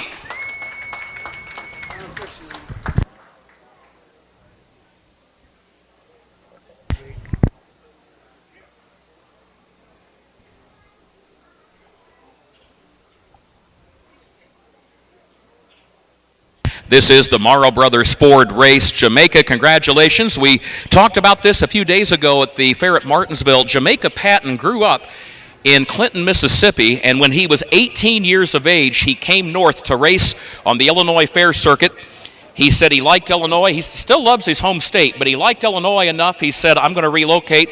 I'm going to buy a home there. I'm going to base my stable there. And that is just one example of how the sport of harness racing enriches the state of Illinois. Lil Too Pricey is owned by Ron Phillips of Athens, Illinois, the former sheriff of Menard County. The breeder, the late John Carver, Jamaica, the trainer-driver. And the winner, Lil Too Pricey, a 2-year-old gelded son of Can't Afford It, out of Refocus, who was a pretty fast trotting filly on these county fair tracks, and she in turn by Valley Victor. For what it's worth, you old-time pedigree experts, that winner, Lil Too Pricey, is a direct descendant of one of the great foundation mares of the sport of harness racing, a mare by the name of Mambrino Beauty. And Mambrino Beauty was a mare that was based in Kentucky, late 19th century, and from her have come so many great trotters over the years, and Lil Too Pricey traces his lineage back to that great trotting mare. David, let's talk about that. We asked people to give us their favorite tracks out there. What have you got there? We had some jump in the chat over here. Sean Walker, good to see Sean. Sean was a horseman back in the day. I grew up watching him race against his cousins, Jeff and Hart. His favorites were Springfield and Delaware, Ohio. Those are pretty tough to beat. Kurt from the top, Zoomster was third. Tonator finished fourth. Lil Too Pricey was the winner, and Lou's Lottery the runner-up. The opening quarter, 38 and 2. The first half mile, 1:12 and 1/5. 3 quarters, 1:46 and 3/5, and the time for the mile, 2:19 and 4. Reads down 3-4-1-2. All right, now back to our... So we got Sheila in the chat. Her favorite's Charleston, and she remembers the barbecue for the horsemen. The horsemen's feed used to be a big thing. There used to be a meal at a lot of tracks, and that was a big hit for the horsemen. I remember showing up, and after all hot and sweaty, having a nice meal and, well, and I can some remember fellowship. 2 years ago we had Decatur. a meal back there. No, at Charleston. It wasn't in the Browns barn? Yeah, you're right. we Yep, did. you're right. Totally forgot about that. Absolutely. Going down here, Dell says the half-pound cheeseburger is amazing in Delaware County Fair. If you've been to Delaware, I'm jealous of you. I've never been there myself, but it's a bucket list item for sure. Got Matt Cox watching from over in Indiana, watching a softball game. We got a lot of softball going on today, it seems like. And speaking of Matt Cox, we got in the chat here, Sean saying Matt Cox is always a fan favorite at Carrollton. I remember the days when Matt was a driver out here on the Midwestern Illinois Racing Association circuit. Him and Sean battling back in the days, good memories for sure. So we're glad to have them along following, watching the Greene County harness races. Yeah, our question of the day is, what's your favorite track throughout the United States? What is your favorite track to go to? Lisa and I are looking as we go on vacation and go places. We'd like to go to some of these tracks. And as I widely said the other day, I will never go back to Hawthorne ever again. and I want to see what a real track looks like as far as the big tracks are You concerned. know, I've been to the Meadowlands, and I've been to Sportsman's Park. I've been to a lot of big parimutuel tracks, but to me, my bucket list racetracks have got to be probably Delaware, Ohio, Solvalla in Sweden, probably Charlottetown Driving Park in Charlottetown, PEI, Canada for Old Home Week in the Gold Cup and Saucer. I've been to Lexington. I've been to Meadowlands. I'm trying to think of anything I'm missing.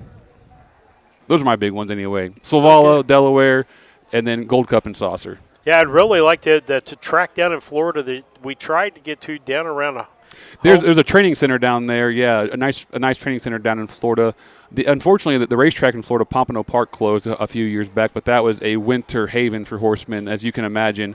A lot of great memories, a lot of great races down in Pompano in Florida. So, yeah, there's tracks all over the country for sure. At least they've given a picture of all the people that it takes as far as judging and keeping track. You can see part of Tina Schrock there, and Randy Callahan, and of course Kurt Becker and the other timers and judges up there.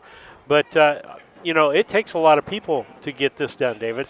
It does, and it's weird to have Kurt here today and not Ed, because we're an old Midwestern Illinois Racing Association fair, but with the ISA consolidating all the Colt associations, and with Ed working the state capitol today, we're lucky to have Kurt, because it doesn't get much better than Kurt Becker on the microphone. Absolutely. As we get ready for this sixth race, as we'll get through that, let's take a look at Race 6. Race 6, and we'll take a look at I did picks. not get my picks into the graphic, but I can give mine, or you can give yours, and I'll type. It's up to you. Okay. Well, I'll give ours as soon as I get it up here. Okay. Race 6. I've got to always highlight because I get confused a little bit here.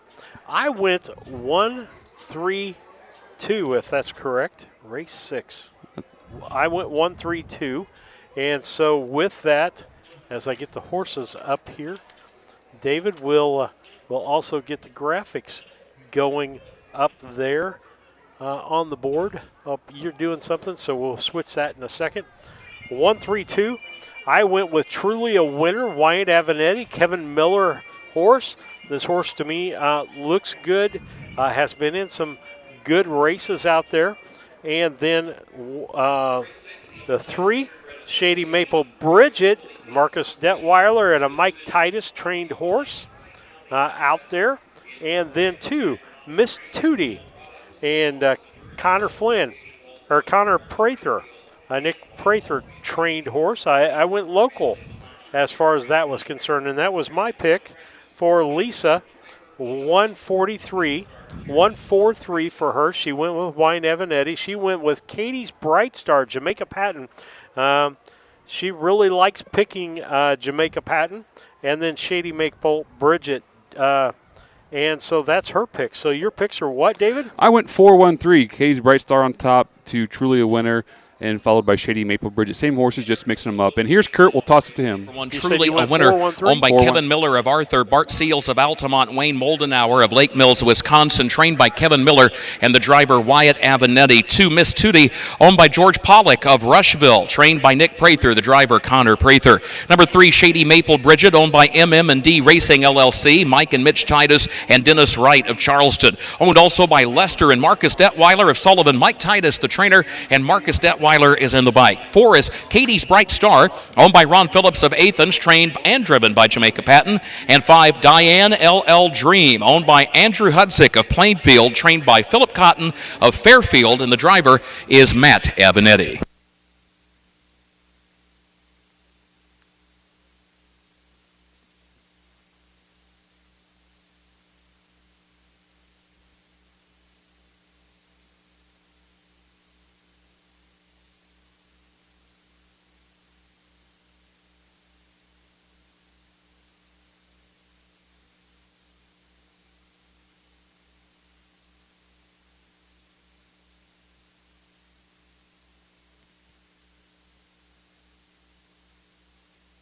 Bringing us back up real quick, we got Dell in the comments making a fine observation here of that last mile, the 5th race. We got a new lifetime mark of 219 and 4. Little too pricey getting that that mark on, but just by 1/5 of a second. If you don't win, if you win over 220, it doesn't officially count as a official record of to be registered with USTA. Matt and Sean are having some fun down in the chat. We are pleased to welcome representatives of the Illinois Department of Agriculture who have joined us for the races here this evening. And throughout the course of this racing card, periodically there are horses that have been and will be selected by the presiding judge for post-race testing. The testing barn is located back in the stable area just off the first turn. So our thanks to the Illinois Department of Agriculture. Always want to protect the integrity of racing. And, of course, very important not only at the pari-mutuel level, but just as important here on the grassroots county fair circuit. Right now they are at the post, and the gate is rolling. Race 6 in your scorecard.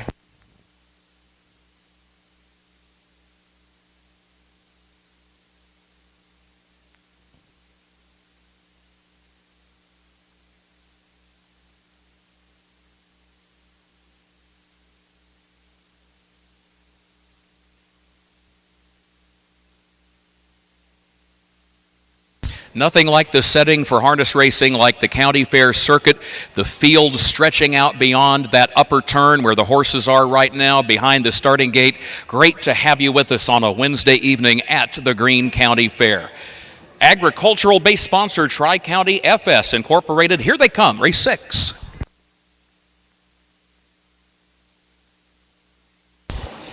They're off and pacing. Miss Tootie and Truly a Winner both have early speed, but Truly a Winner will have the lead and will save the ground from the inside starting spot into the first turn. A heads-up move by Connor Prather moves right over to draft in behind the leader and get a good spot in that second position after the opening 1/8 of a mile as they head on to the back stretch. Then a gap of nearly 5 more lengths back to Katie's Bright Star in third. Shady Maple Bridget is fourth, and Diane LL Dream is last of the 5 as they work their way up the back straightaway past the quarter-mile mark. Truly a winner 11 times last year, is leading here early on as they work their way around that upper turn.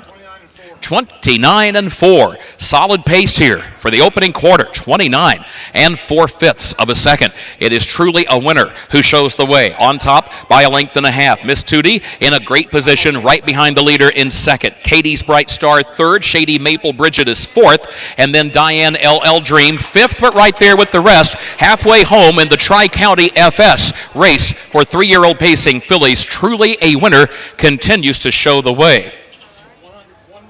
A minute 3/5. So again, an honest pace continues here in this 6th race. A good solid pace. In fact, as Truly a Winner takes the field over to the backstretch again, but chased all the way here by Miss Tootie, who's still right behind her in second. Katie's Bright Star within striking range in third. In fact, they all have a shot. And now here comes Miss Tootie to the outside from second with a quarter-mile to go. Miss Tootie moves up to the outside of Truly a Winner, who will save the ground on the final turn along the inside lane of the racetrack. And Truly a Winner still leads it by 3/4 of a length. Miss Tootie is trying to draw alongside of her.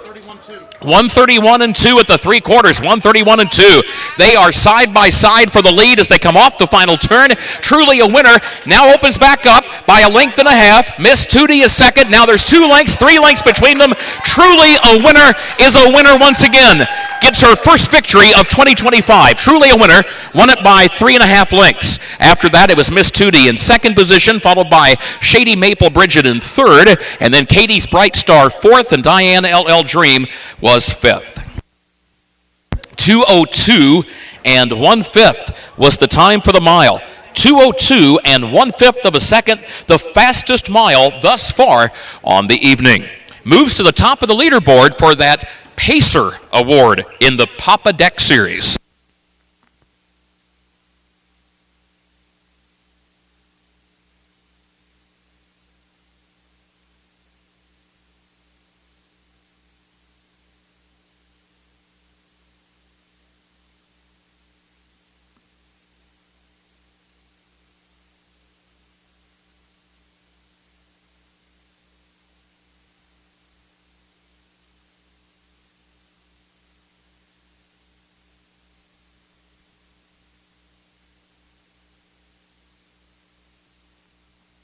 Pick a winner drawing, Linda Pro.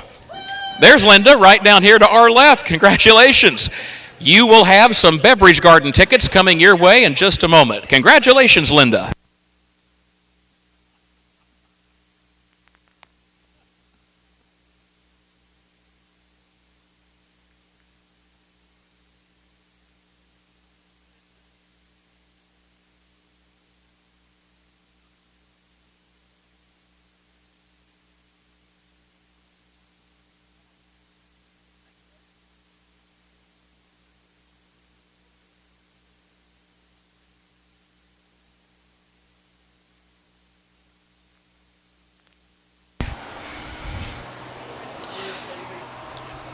Well, we've got a couple of triples here tonight because that is 3 wins for owner Bart Seals of Altamont, and that is 3 wins tonight for your driver, Mr. Wyatt Avenetti. How about a hand for truly a winner?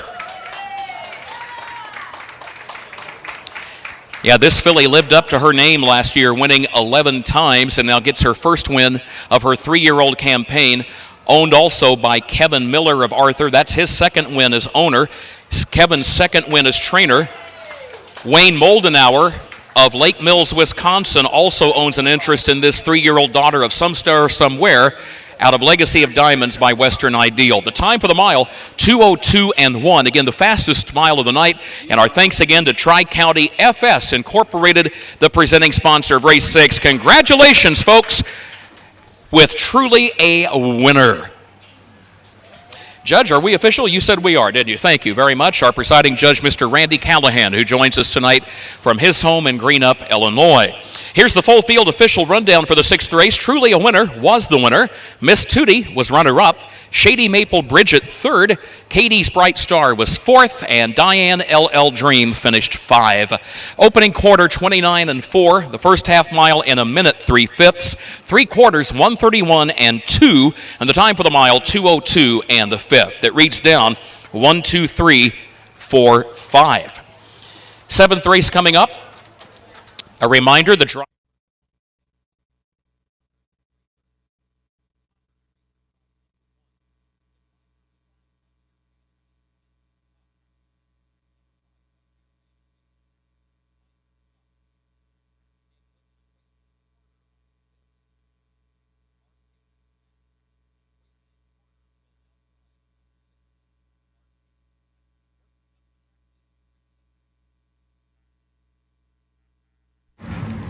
Wait, before you go and get your snacks and drinks, make sure to subscribe and like to Harness Tube.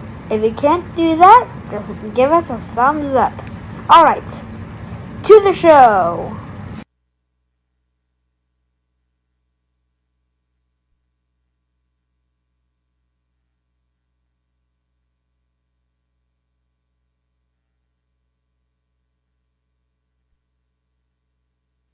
Make plans now to attend the 27th Annual Illini Classic Yearling Sale, which takes place on Labor Day at the Illinois State Fairgrounds in Springfield. Once again this year, the catalog will offer not only a strong lineup of Illinois conceived and foaled yearlings, but also an excellent supporting cast of colts and fillies eligible to other state-bred programs in the Midwest and on the Eastern Seaboard. It's the Illini Classic Yearling Sale, Monday, September 1st, beginning at 11 a.m. Central.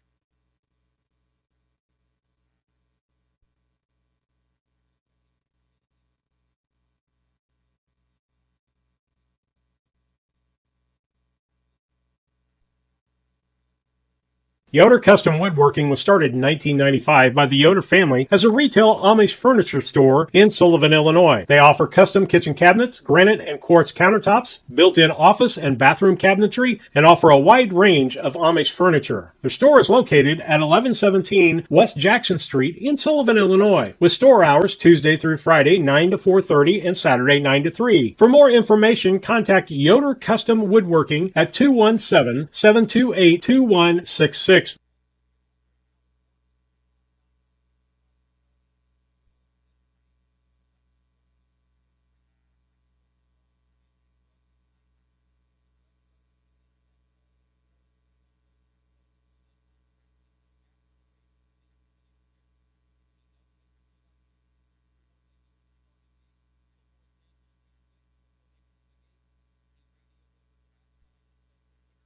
Looking to move your mobile home? Need a roll-off dumpster at a competitive rate? Or maybe it's time to demo that old mobile home? Pine Ridge Mobile Home Transport has you covered. We serve Central Illinois with reliable mobile home transport, offer affordable roll-off dumpsters for the Springfield area, and provide expert demolition services across Illinois and Missouri. For fast, friendly service, call Wayne Decker at 217-313-9744. That's 217-313-9744. Or find Pine Ridge Mobile Home Transport on Facebook, your one-stop solution for mobile home services.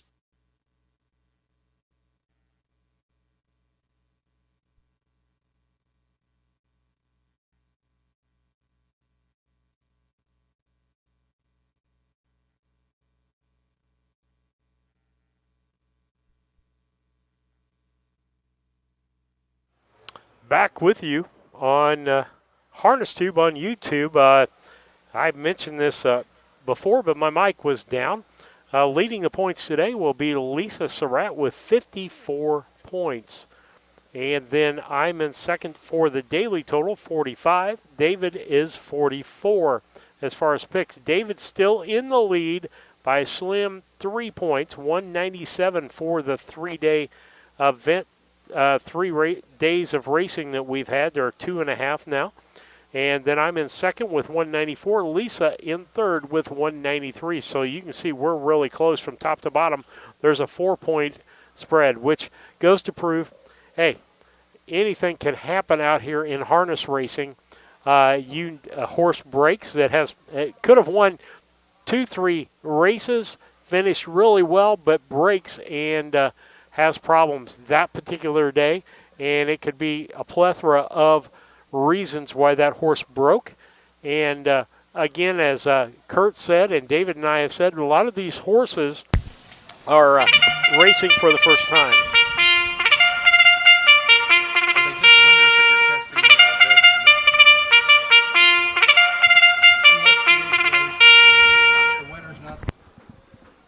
All right, David, we talked. There's a 4-point difference in the running total. Okay. Lisa has made up a lot of points today. She's 10 points above you and 9 points Horses above are you on the track for race 7. The Illinois Standardbred Association 3-year-old filly pace second division are thanks to our friends at Worrell Land Services LLC, our presenting sponsor for this 7th race. A reminder, the driver of the 1 Jet Et is Connor Prather, the driver of the 5 Frontier Fantasy, Mike Cox, and the driver of the 6 Arcades Mac, Jaquavian Carter. We'll meet the starters in just a moment.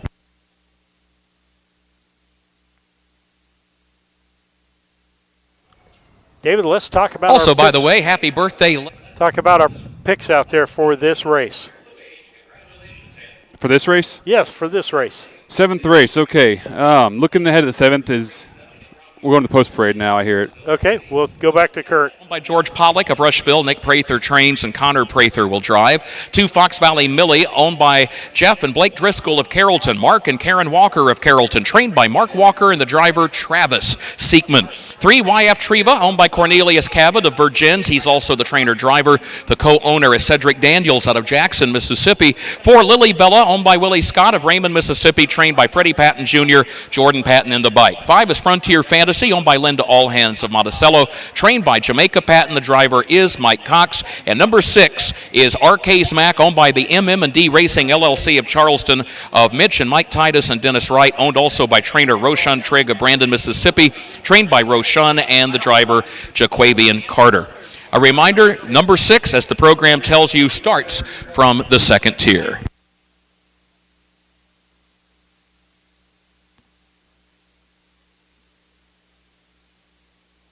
I think Kurt's down, so we'll go ahead and give our picks now for the 7th race. I went ahead and went 2-6-5. I had to use the 2 on top here. Fox Valley Millie out of the Mark Walker stable. Home track, home and fair advantage. You know, I'm pulling for the local connections and Fair Board member to win this one. My second choice, Arcades Max, been a tough horse since last fall, really tough. And my third choice, Frontier Fantasy. Got a nice win down in Martinsville. All right, well, Lisa and I went exactly alike on this race. We're with 5-6-2. So we all three picked the same horses, just in different order. So am I missing anything in the chat? We got Brian watching from Holland, Michigan up there, and Benton White. Uncle Bart's been having a pretty good day, I think. He's been in the winner circle 3 times anyway. play in this sport of harness racing. We mentioned that because we just saw Mike Cox take Frontier Fantasy back to the draw gate. Walter Lee Holmes III, who is scheduled later tonight to make his career debut as a harness horse driver. We just saw Walt walk up to the draw gate, make a quick equipment adjustment on Frontier Fantasy, who comes in off a win on Sunday at Martinsville and is now headed toward the gate. But a big tip of the hat to all of the men and women back there in the stable area responsible for the care of these horses. Getting ready to go racing in race 7. Again, Worrell Land Services LLC is our presenting sponsor. One quick note, one follow-up note, just to make sure that we explain everything properly. When it comes to the post-race testing, it is actually a decision made by not only the presiding judge, but officials from the Department of Agriculture. They confer ahead of time, and they will randomly select a horse to be tested, just to make that clear. So, we are ready to go for race 7. Okay, David. Yep. Legends of the sport is the fact that we have out here. Lisa has, I don't know if anybody knows this, John Campbell. Can you tell me about John At the Campbell? post, and the gate is rolling here on a beautiful spring evening at the county fair. Temperature around 72 degrees. It has just been fantastic. A few showers in the area throughout the course of last night and earlier today, but we are fast and ready to roll with race 7. Good to have you with us on a Wednesday night.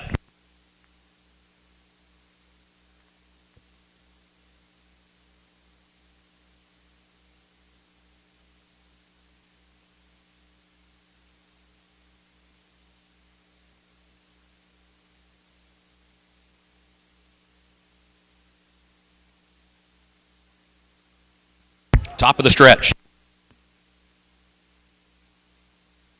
Here they come.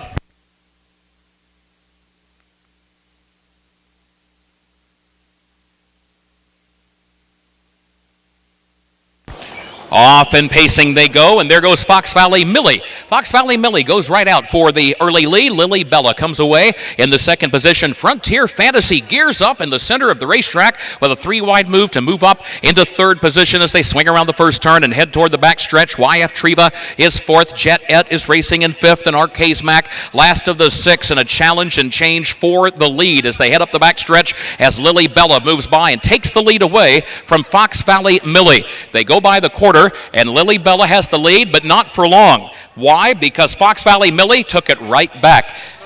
31 flat for the opening quarter, 31 flat. So Travis Siekman said, no, I want that lead, and Fox Valley Millie is right back on top here, leading it by a length. But that also means Lily Bella is in good position in second spot here. And then as they come toward the half, Frontier Fantasy travels along toward the inside in the third position. Further back, YF Treva is fourth. Arcades Mac is making a move on the outside fifth, 4 lengths off the lead, and Jet Et last of the 6, but just 5 lengths from the front or less now as they move back into the turn. There are 4 horses to the inside lane, 2 to the outside lane. 102 and 4 for the first half mile, 102 and 4/5 of a second. Fox Valley Millie is the leader. Here's Frontier Fantasy gearing up for a challenge on the outside. The top 2 separated by less than a length. Lily Bella third, looking for some racing room to the inside. Arcades Mac fourth on the outside, 3 lengths off the lead, followed by YF Treva, then Jet Et, who takes to the outside less than 4 lengths from front to back as they go on by the 3/4 mile mark. 134 and 1 the time. 134 and 1. Fox Valley Millie leads it by a length. Frontier Fantasy is second on the outside by just a neck. Lily Bella is third toward the inside as they come off the final turn and into the stretch. Fox Valley Millie the leader. The Worrell Land Services race. Fox Valley Millie opening up. She's got the lead by 3.5. It is Fox Valley Millie to win it. She won it by 3 lengths on the line. And then it was Frontier Fantasy second, Lily Bella third, close for fourth, Arcades Mac or YF Treva for that 4th spot, and behind that pair, Jet Et was 6th. 2:03 and 3. 2:03 and 3/5 the time for the 1 mile distance. Your unofficial winner, the 2, Fox Valley Millie.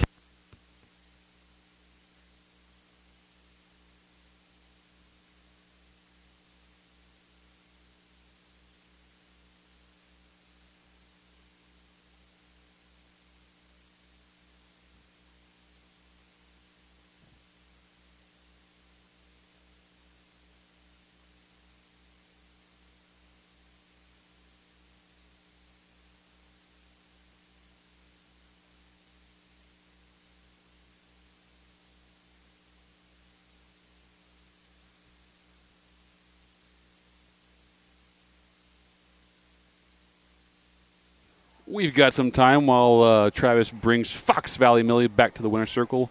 In the chat, we had Dell asking what the track records were here at Carrollton, and I just double-checked the infield there. Looks like the pace is 2002. You guessed it, Taser Gun, 157 flat, and the trot is Sonic Super Flash 202. Jeff Driscoll and Mark Walker, both grandsons of Charlie Walker. Folks, how about a hand for a Greene County-based winner, number 2, Fox Valley Millie. Mark's mother, Karen, is trackside as well. Jeff and Blake Driscoll, the co-owners with Mark and Karen Walker of Fox Valley Millie.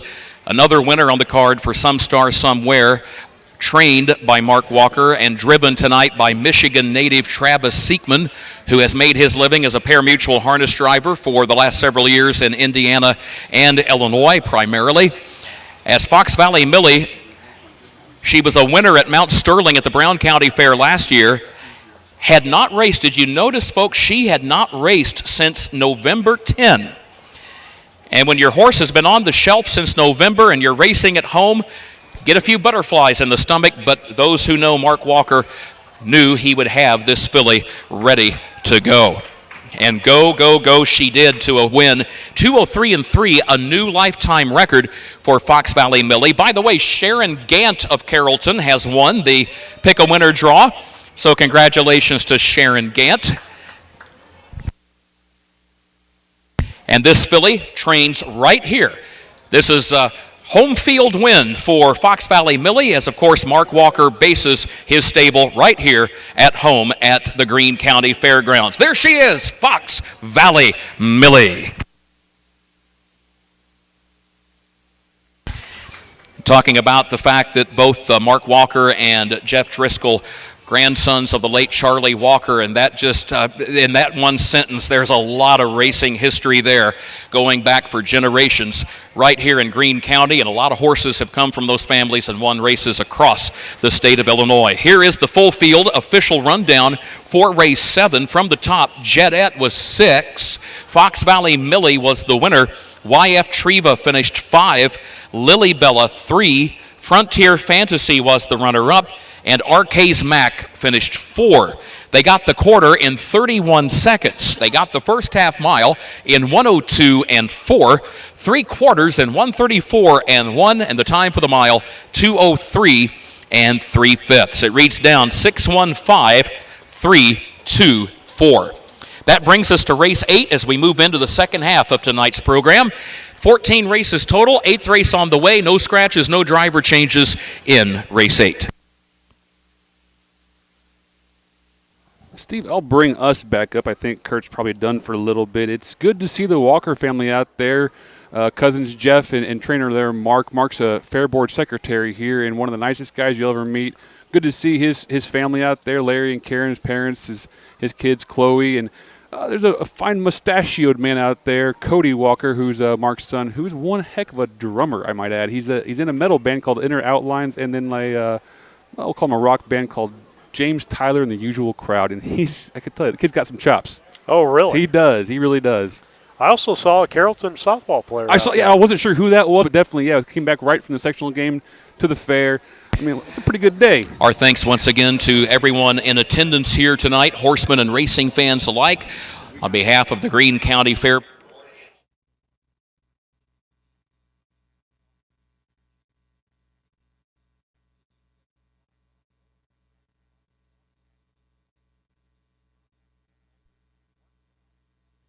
Make plans now to attend the 27th Annual Illini Classic Yearling Sale, which takes place on Labor Day at the Illinois State Fairgrounds in Springfield. Once again this year, the catalog will offer not only a strong lineup of Illinois-conceived and foaled yearlings, but also an excellent supporting cast of colts and fillies eligible to other state-bred programs in the Midwest and on the Eastern Seaboard. It's the Illini Classic Yearling Sale, Monday, September 1st, beginning at 11 a.m. Central.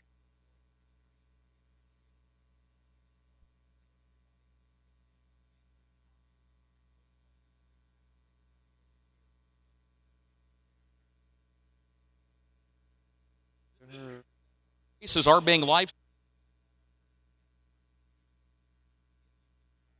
Co-anchors, that would be Steve Surratt and David Brink.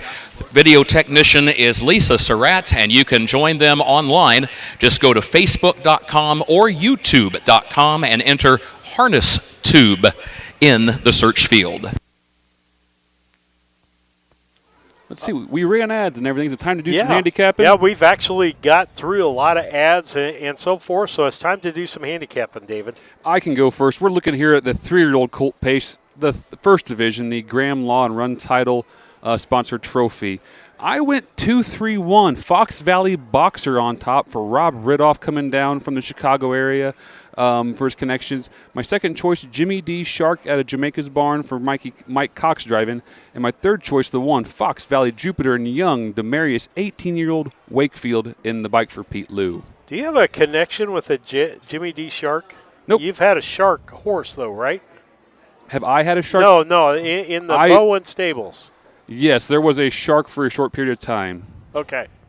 That's who. Okay, Matt's got the daughter was Blake Driscoll, I believe, Jeff's daughter, who's a heck of a little athlete. You might see that name coming through the Carrollton race. Yes, Driscoll, and she's related to the Walkers. Yes, it was the cousin, and the daughter was Blake. Yeah, because we see them at basketball. Yep, absolutely. In the wintertime. So the Walkers are quite the little athletes. Bob was a coach back in the day, and I think all the kids, all the Walker clan, played, for the most part, maybe except for Hart or somebody. And Tina's son this last year played a little JV and varsity. Yeah, I was say Athens, not Athens. Yeah. I'll get the town wrong if I say it out loud. So yeah, Athens did some great job up there. Okay, but, well, let's look at mine. Where are you at? I went with the two like you did also, Fox Valley Boxer. Then I went to the one, Fox Valley Jupiter, Demarius Wakefield with that horse. And then followed by the 5 of Tano's Return, Wayne Avanetti and David Avanetti. Lisa went Jimmy D. Shark, Tonto's Return, and Fox Valley Boxer. So we're all a little bit different. Just a little. I think I mentioned it at Martinsville, but just in case I didn't make it clear, I will go ahead and throw out here the one horse is trained by none other than Pete Liu, and I'll throw out that Pete was the rushing record holder at Sacred Heart Griffin there in Springfield for numerous years. I think he might have the short season record, and maybe they went to a long season record or something, but he was a heck of an athlete, heck of a running back there for Sacred Heart Griffin back in the day. Okay, let's go back to legends of the sport. What can you tell me about John Campbell? John Campbell came from Western Canada in the early 80s, landed in Meadowlands, became the cut and dry epitome of a catch driver. Before John Campbell, it was more of a trainer-driver scene. John brought like 10 horses from Canada and was driving as many races as he could, change the landscape. Quietest hands in the game. You put him on a young horse and he gets you there. He was in the Horseman's Hall of Fame at a really young age. And now he's actually the head of the Hamiltonian Society and a great ambassador for the sport. $250 million all-time in purses. Leading purse money winner, absolutely. And I'll come back to the purse thing here in a little while. How about David Pallone? Dave Pallone holds the record for most heats won. David's won over 20,000, I believe, races. He broke that a couple years ago, and he's still driving quite a bit out there in the Meadows, Pennsylvania scene. He's just ultra good, ultra sharp. He puts the horses up front and makes them come beat them. Okay. Now, question. I'm not wanting to know how much drivers make, but how – okay, when you say a purse of $250 million. That is the horses he's driven, what they earned. Okay, they receive a fraction of that, obviously, a percentage of what the horse makes. But they do make, if your horse doesn't earn any money, you still get a driver's fee paid. So they do make up money. To the U.S. website of late, you will want to do so because on the homepage at ustrotting.com, there is a feature story on Jamaica Patton, a member of the Illinois racing community who, in fact, has won a race here already this evening. So visit ustrotting.com, and right now that is the featured headline. Jamaica Patton is ascending to his goal, the title of that story. But you know what? There are some other horsemen that don't want him to achieve his goal of winning tonight, and it is a competitive environment. But nonetheless, Jamaica does have a win under his belt here this evening. Starters are out for race 8.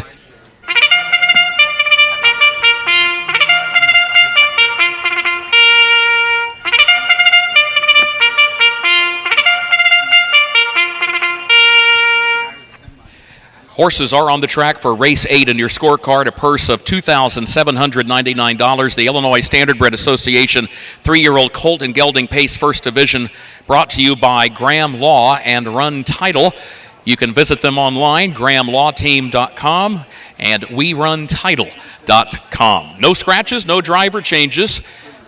Fox Valley Boxer comes in off a win at the Illinois State Fairgrounds last Friday, 156 on the big sweeping 1-mile track at Springfield. Number 1 is Fox Valley Jupiter, owned by Carlos Santos of Springfield, trained by Pete Liu, the driver Demarius Wakefield. Number 2 is Fox Valley Boxer, owned by Doug Overheiser of New Smyrna Beach, Florida. Mark Winship of Canton, Illinois, trained by Rob Ridoff, and Travis Seekman is in the bike. 3, Jimmy D. Shark, owned by David Williams of Byron, Mississippi, trained by Jamaica Patton. Mike Cox is the driver. 4 is Jet Valley Airway, owned and trained by Charles Arthur of Terry, Mississippi, Jordan Patton in the bike. And number 5, Tonto Returns, owned by David Abinetti of Crispin. Kevin Neatfelt of Piatone, trained by David Abinetti. The driver is Wyatt Abinetti. Headed to the gate, race 8. Again, no changes in this 8th event.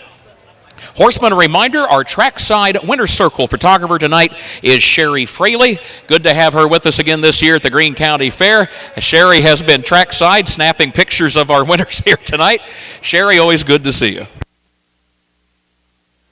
We've got Dell in the chats remembering watching Taser Gun race at Springfield and break the 150 mark for Illinois bred horses. I remember Taser coming to Mount Sterling in the race that was eventually named after him, and setting a mark of 153 and 1/5 over the Brown County Oval. It was a gorgeous evening, a harvest moon, perfect temperature. You couldn't ask for a better night.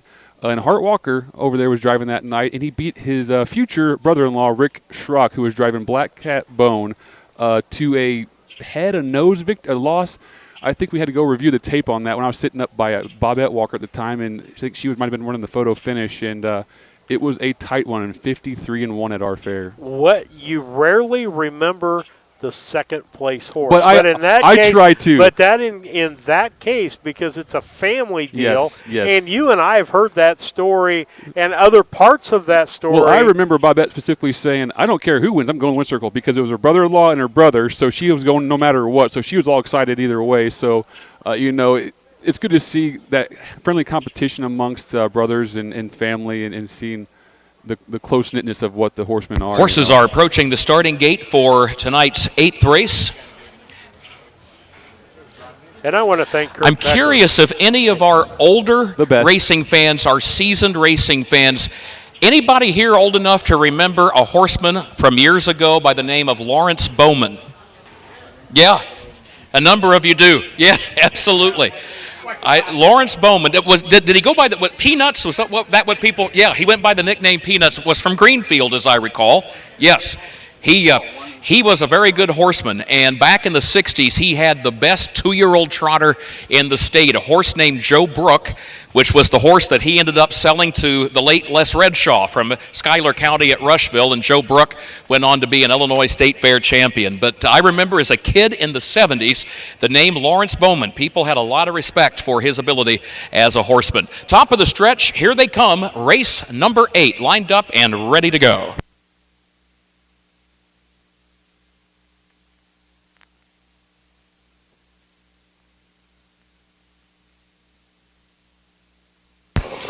They're off and pacing, and there goes Fox Valley Boxer right out for the lead, but has company. Fox Valley Jupiter to the inside. Tonto Returns is there on the outside, and he's full of pace. He has all kinds of pace, and Wyatt Abinetti just trying to keep him steady on his feet and try to get him to navigate that first turn at full speed, and he does. Tonto Returns moves by, and now Wyatt will tap the brake pedal. They've made the top clear by 2 lengths as they head up the back straightaway, as he tries to get Tonto Returns now to relax on the lead after being so fired up to try to grab that lead in the opening strides from that far outside starting spot. 29-3, the time for the opening quarter. By a fifth of a second, the fastest opening quarter so far this evening, 29 3/5 seconds. And it is Tonto Returns who leads by a length and a half. Fox Valley Jupiter second by a length. Fox Valley Boxer is racing in third position, followed by Jimmy D. Shark, who's in fourth, and Jet Valley Airway last of the 5 lengths off the lead. Halfway home in the Graham Law and Run title race for 3-year-old Colt and Gelding Pacers, Tonto Returns is still the leader by a length and a half. A minute 3/5, the time for that first half mile. Here comes Fox Valley Boxer. Now that's the horse that's coming in off the big win at the Illinois State Fairgrounds on Friday. Has to get back onto a half-mile track with tighter turns tonight, but he gets around the turn, and here he comes to take the lead at the 3/4 mile mark. Fox Valley Boxer takes over at the 3/4 and opens up on a 3-length lead. Tonto Returns is second, followed by Jimmy D. Shark on the outside. 1:30 4/5 at the 3/4. 1:30 4/5. It is Fox Valley Boxer as they turn for home. Has the lead out to 7 lengths at the top of the lane. Tonto Returns is in a tussle with Jimmy D. Shark. One of those two is going to get second. We don't know who, but we know this much. Fox Valley Boxer is the winner.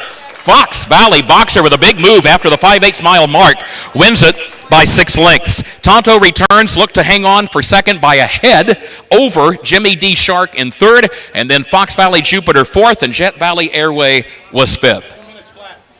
Fastest mile so far of the night, 2 minutes flat. 2 minutes flat. Your unofficial winner, number 2, Fox Valley Boxer.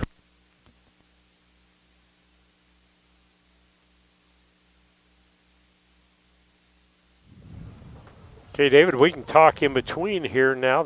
We're up, yeah. That was an impressive mile. Travis was patient, let Wyatt kind of cut that fraction and fend further off the gate. But when it was time to move, made a clear move up the backstretch, like you said, cleared before the turn, got back on the rail, and just kept cruising and opening up on the field there. Great mile by Fox Valley Boxer. Yeah, you and I both got 11 points because we picked the winning horse and boxed one other horse. Nothing wrong with that. And Lisa, 352, 353. Pick a winner draw. George Stice of Jacksonville. You have won, George Stice. Give us a wave. Where are you, George? Congratulations. You have won some tickets for the Beverage Garden right down there in the first turn. Congratulations, George. And Lisa in with 7 points that time as she got the box, but she only got the second place horse correctly. So 5 and then 1 point each on the box. And David will be back in a moment. Okay, Randy Callahan's behind you. He snuck up on you. Yeah. So that's what we're looking at is David and I got 11 points out of that. Again, our point system is 10 points for first, 5 points for second, 3 for third. Anytime you can box a horse but don't get place points, you're going to get 1 point each for your box.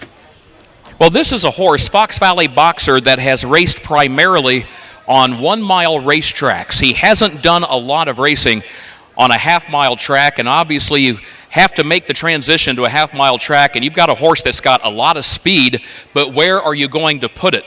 And Travis Siekman gave this horse an expert drive.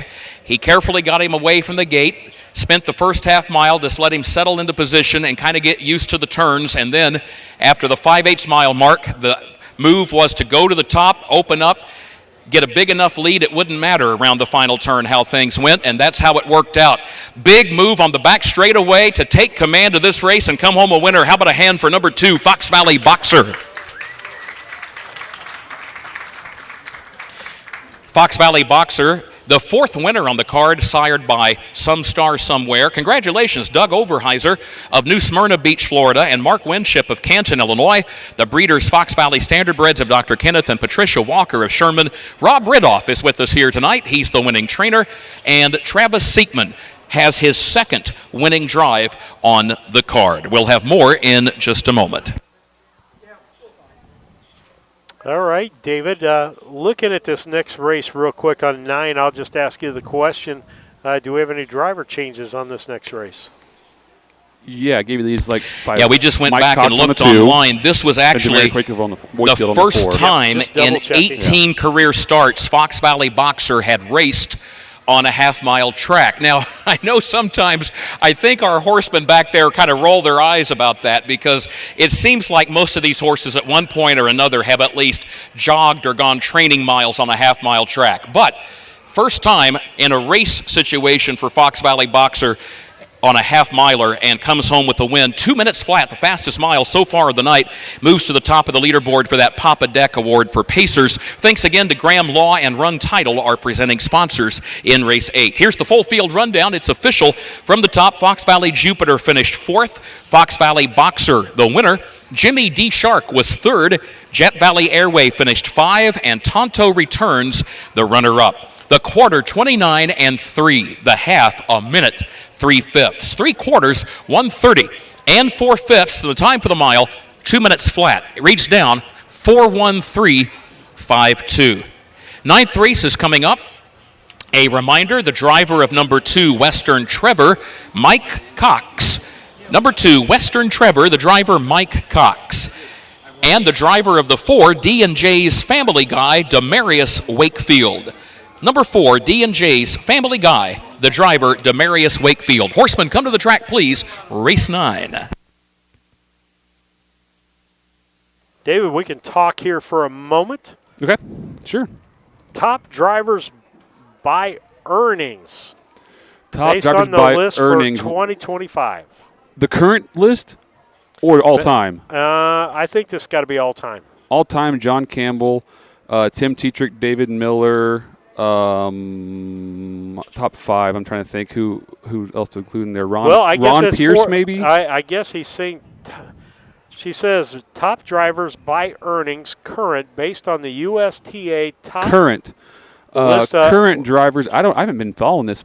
It's kind of, this is a weird time of the year because the stakes horses haven't showed up, and so the top catch drivers aren't necessarily the top drivers right now. But I'm gonna have to guess like Jason Bartlett maybe in there. You're absolutely right.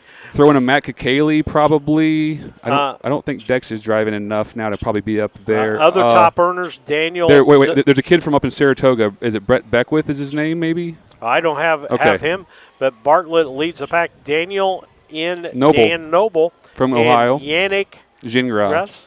And Aaron E. Merriman. Merriman's the new Pallone. He's won the Dash Championship 3 of the last 5 years or something like that. He drives a lot. So yeah, that's quite a little community up that direction. Okay. Current top drivers in the USDRS driver rating system. Current. Oh, I have no. Okay, so that is like a batting average for drivers. Mm-hmm. Whereas if a driver has high earnings, he might be missing a lot with a lot of last pace finishes, so it might pull him out of the UDRS. I'm gonna go. Man, I don't know nationally. Yannick's got to be up there, right, Gingras? Not listed in my list of 3 here. Top 3. Okay, I was going top 5. Top 3 by UD. Who wins? Bartlett's winning everything. Yep. Who else wins at a high clip? Brett Beckwith? Ronnie Wynn Jr. or Ronnie Wren from Ohio. And Dave Pallone. Pallone is a machine. He drives a couple tracks, mainly just one track, but he's been driving every race for like 30 years solid and winning 25% of them. It's an astronomical clip. Okay. All right. And then she's got other notable drivers here. We can talk about them a little. Tim Tetrick. Tim Tetrick came from the Illinois Fair Circuit. He grew up racing 16 years old. Actually, he started racing at Newton probably when he was 13 or 12. They had little pony races, him and his brother and some of the Finn kids, I believe. Tim's gone on to become arguably the new John Campbell, the LeBron James of this generation, the best. He does so much as an ambassador, as a businessman. His wife is a marketing guru. He's a hardworking. You can't say enough about Timmy.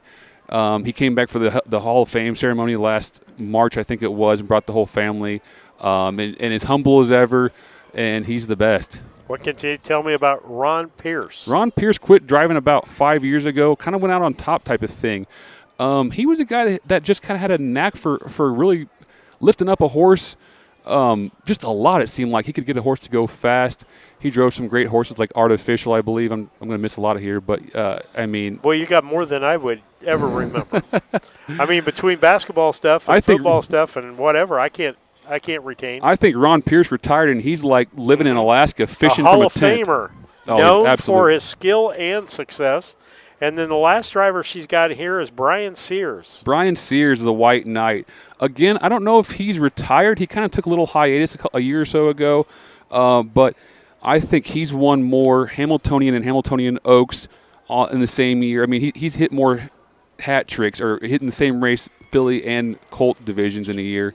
But he could just get a horse to motor down the track about as good as anybody else until Dexter Dunn came from New Zealand and just kind of changed the game. She's got a few horses back up to the fastest trotter. You said Homicide Hunter. Homicide Hunter, yes. She's got Sebastian. And that was Homicide Hunter was a Chris Oakes trainee. Nicole Wilfong corrected me in the chat. I remember the yellow harness, and I said Burke, but it was definitely driven Oakes. by Brian Sears. So who was this? Homicide Hunter, driven yes, by. Yep. This was a fast time. Sebastian K. 149-1 at Pocono. I watched that mile. He came over from Sweden, I believe, with Åke Svanstedt, and just. He came over here and set records left and right. We'll get the parade here and let him take over. The Illinois Standardbred Association 3-year-old colt and gelding pace. This division brought to you by Killian Communications Consultants Incorporated. Please note there is a late driver change on the one, Hello Trevor, and that will be Travis Siekman. Travis Siekman drives number one. Let's meet the starters. Number one is Hello Trevor, and there's Travis Siekman in the bike for owner Carol Cox of Huntsville and trainer Mike Rogers. Two is Western Trevor, owned by Edward Earl Thomas of Pulaski, Mississippi, trained by Roshan Trigg. Contrary to the program, the driver Mike Cox. Three, He's a Dark Shark, owned by Kevin Miller of Arthur, Brian Lohman of Champaign, trained by Kevin Miller, the driver Wyatt Avenatti. Four, D&J's Family Guy, owned by the D&J Racing Stables of Terry, Mississippi, trained by Jamaica Patton. Contrary to the program, the driver is Demarius Wakefield. And number five, Jim's Big Boy, owned by D. Phillips of Athens, Illinois, Mrs. Jerica Kelly of Canton, Mississippi, trained and driven by Jamaica Patton. Killian Communications Consultants Incorporated, quality, service, and efficiency with telecom solutions. Headed to the gate, race 9.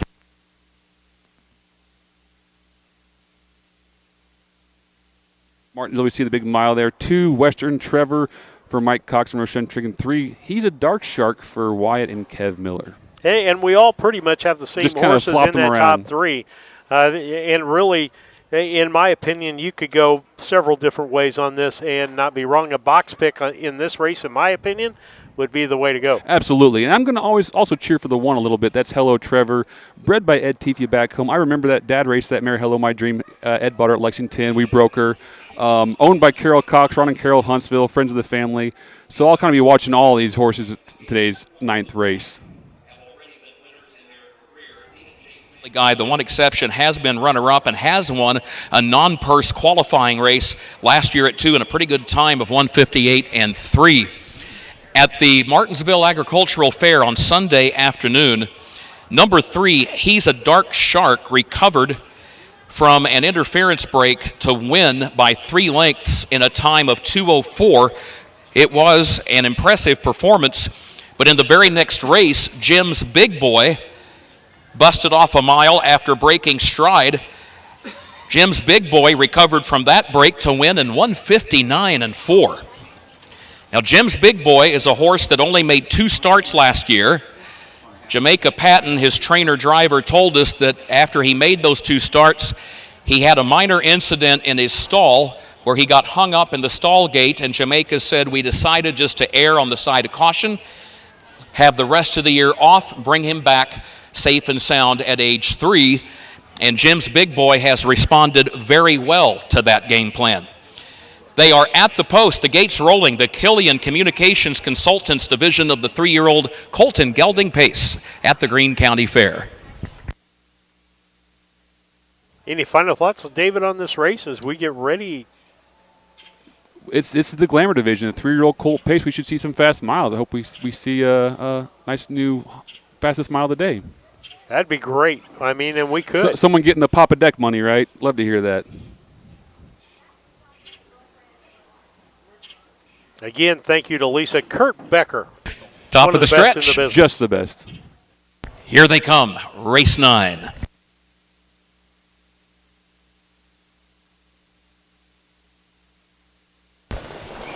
They are off and pacing, and there goes Western Trevor out for the lead. Hello Trevor is right there to the inside, and Hello Trevor saves the ground from the inside starting spot and has the lead by a half length around the first turn. Western Trevor toward the outside is second. He's a dark shark, content just to drop over along the inside lane in third. Oh, and Jim's Big Boy broke stride. Jim's Big Boy broke stride and drops out to last, about 8 lengths off the lead as D&J's Family Guy, the stablemate, moves by him into fourth. The leader is at the quarter-mile mark and is past it. Hello Trevor leading Western Trevor by just 1 length. Here comes Jim's Big Boy.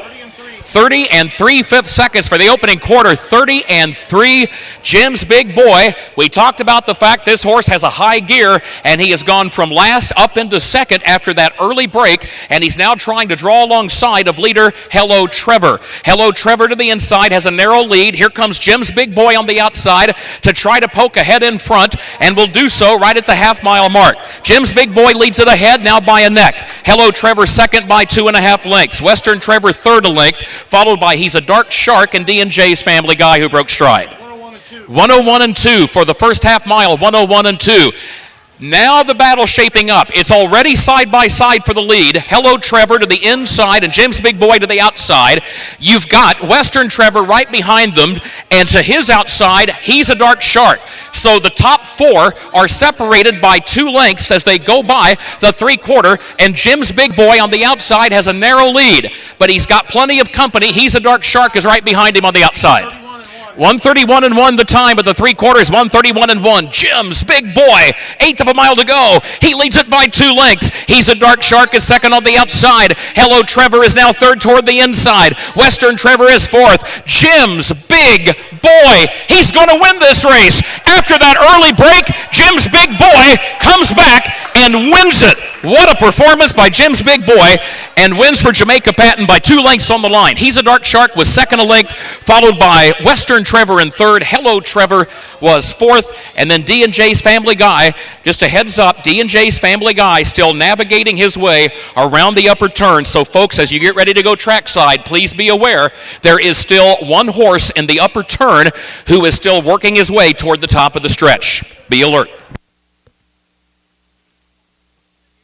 Time for the mile, 2 minutes and 4/5 of a second. 2 minutes and 4/5 of a second. Your unofficial winner, number 5, Jim's Big Boy.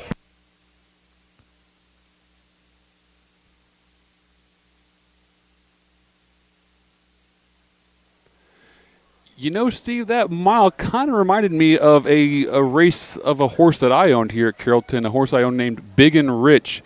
Had an injury, didn't make a start as a 2-year-old, came back as a 3-year-old. Made his first lifetime start here at Carrollton, drew the 4 on the outside, and going into the first turn, he was so green, didn't know what he was doing. He was taking a crap and looking around and tried coming out the gate. But by the time they got out of that first turn, he realized that he was actually in a race.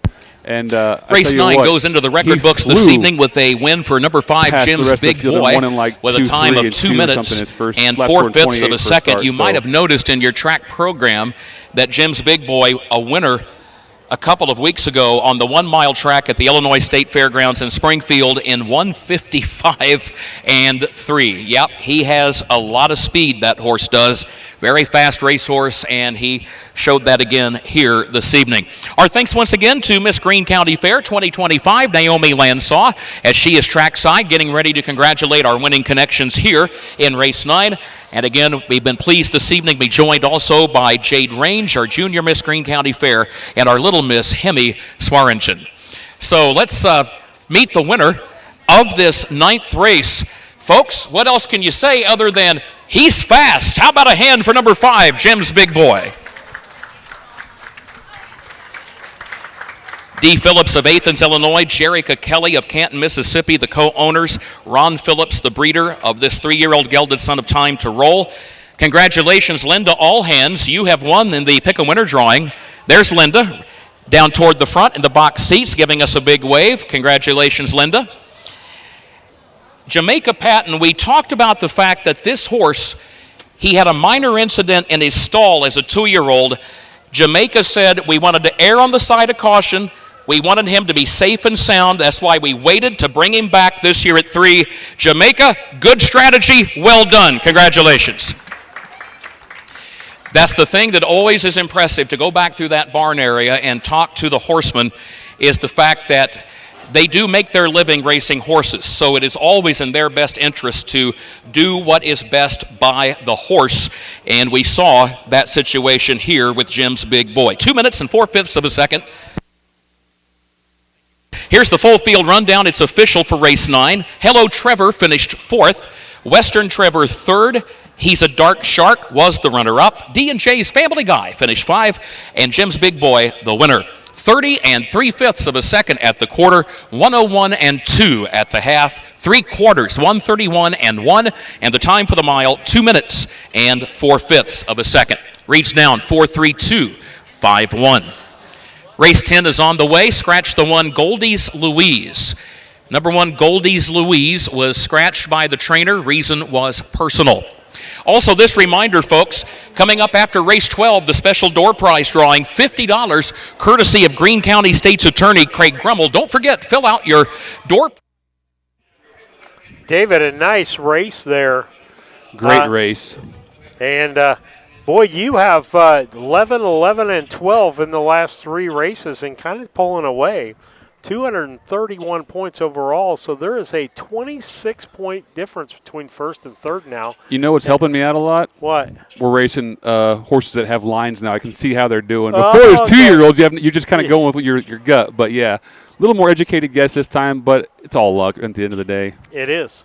It is. And so with that, again, on the day, David, 78 points on the day. Lisa's got 66. I've got 65. And so as we get into race 10 coming up, we'll take a commercial break. We'll be back.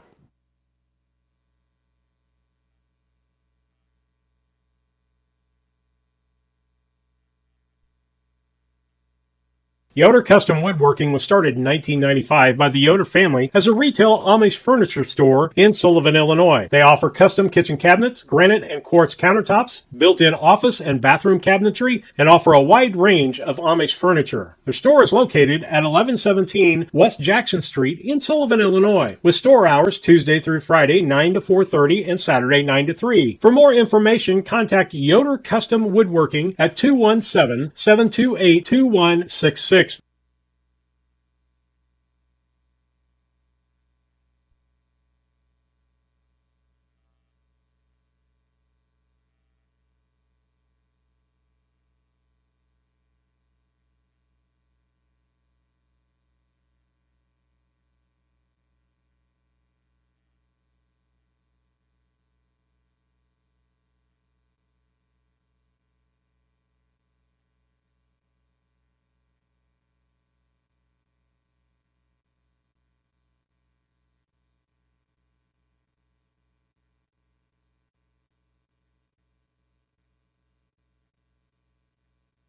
All right, David, we've kind of got our commercials done there. Kurt's got his thing going on. Let's talk about this race. What's your picks for race 10? Race 10, I went 5-2-4. On top, I went to Shady Maple Becky.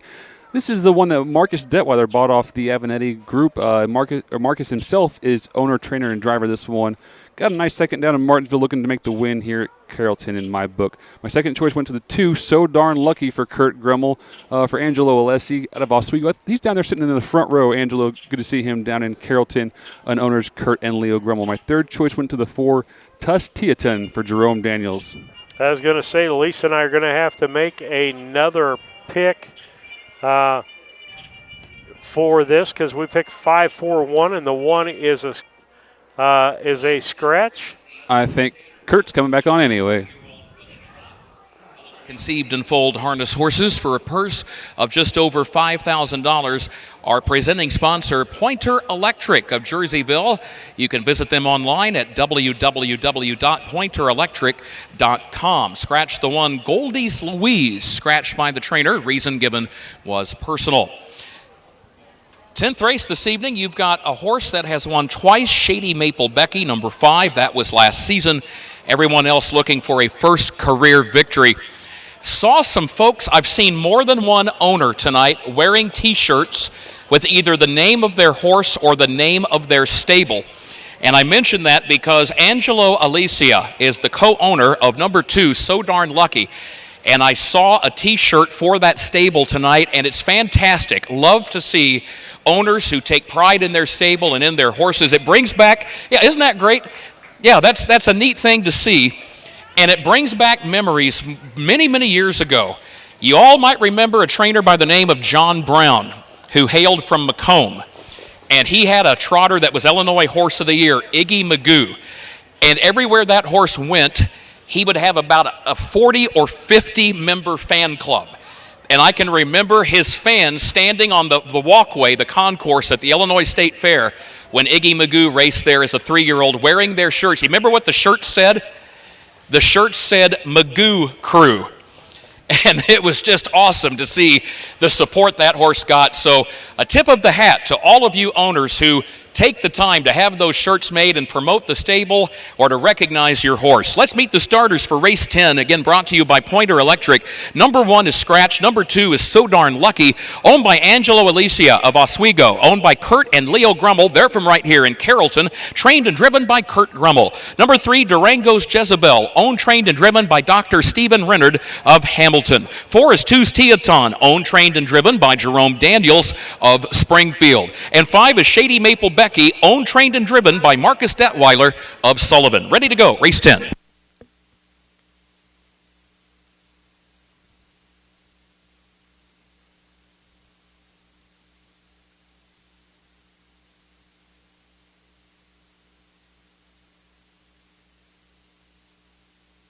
You know, Steve, I'll talk about, Kurt was just mentioning Iggy Magoo and John Brown. John hailed from, I believe, up in Macomb area. He trained at Rushville, if I'm not mistaken.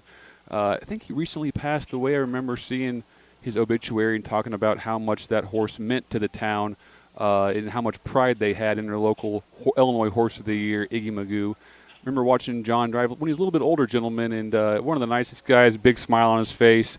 You know, just genuinely one of the good ones. We hate to see, I think he passed away this past year sometime, but definitely remember Iggy Magoo and all the Magoos. There's a whole slew of those back in the day, it seemed like. Yeah, I mean, you've got a lot of history, David, through that. I mean, I've got some partial history back into the 80s, maybe, yeah. Yeah, and so that's when I first got started in it. And so you remember a lot, you know, you were in the horse barn. You grow up in the horse barn, and there are lots of stories that you've told us. I mean, as a child, my wife went to about every county fair that there was out there, and she has stories as a child doing that. Yours are from the horse barn. You know, trotters are approaching the starting gate over on the back straightaway of this half-mile oval here at the Greene County Fair, and now under the charge of starter Stacy DeRoos. They are at the post. The gate is rolling for race 10, the Pointer Electric race. My point on that is bring your kids out to the fair, bring your kids out to different events, make those memories for them, whether it be, you know, even church camp and those things.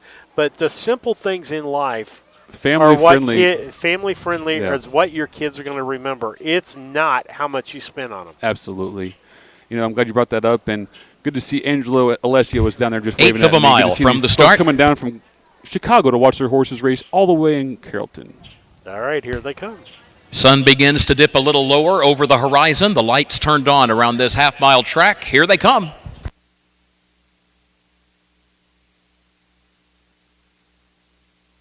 They are off and trotting. There goes Shady Maple Becky, the only winner in the field, and she goes out to take the early lead as So Darn Lucky comes away in good position there in the second spot, followed by Two's Teaton in third, and Durango's Jezebel, the distant trailer, in fourth as they race off the first turn and onto the back stretch with Shady Maple Becky, the winner.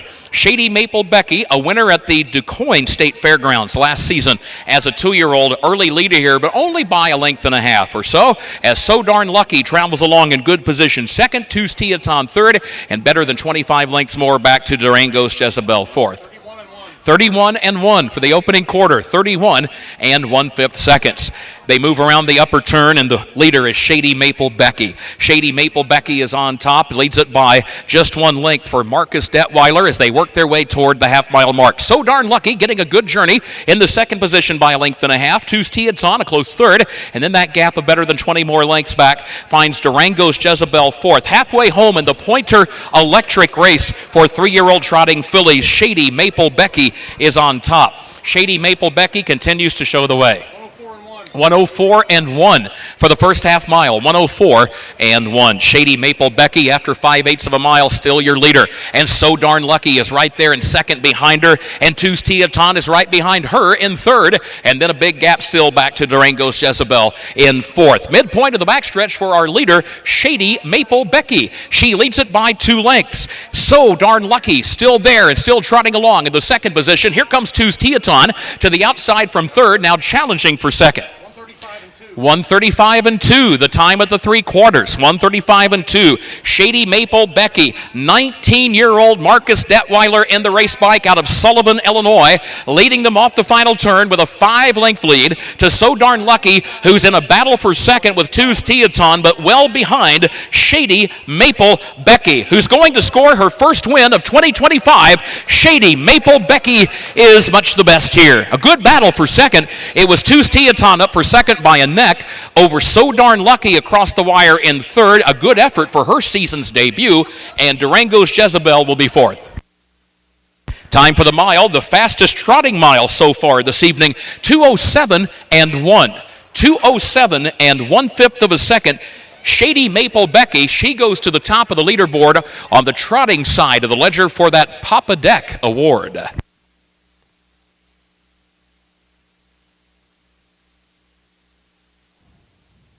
Okay, David, with that, we'll get those unofficial up there. Sure, yeah. Shady Maple Becky, yeah. Becky. That's that. I don't know what happened with that deal. I haven't talked to Marcus or the Avenettis, but Marcus bought that horse since last year, and has been doing pretty well for me. The first start was a little shaky ninth, but since then has a second, or a third, a second, and now a win. So that seems to be paying off for the young horseman in Marcus Detweiler.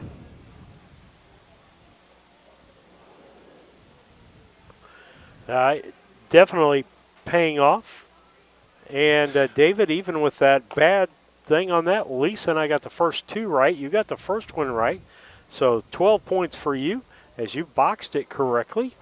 And we got first and second correctly. I couldn't will So Darn Lucky over the line second. Two's Teaton got up there and nipped me out. But it was a good race. You like seeing close finishes, especially in trots. You like seeing them competitive and finishing nose and nose there.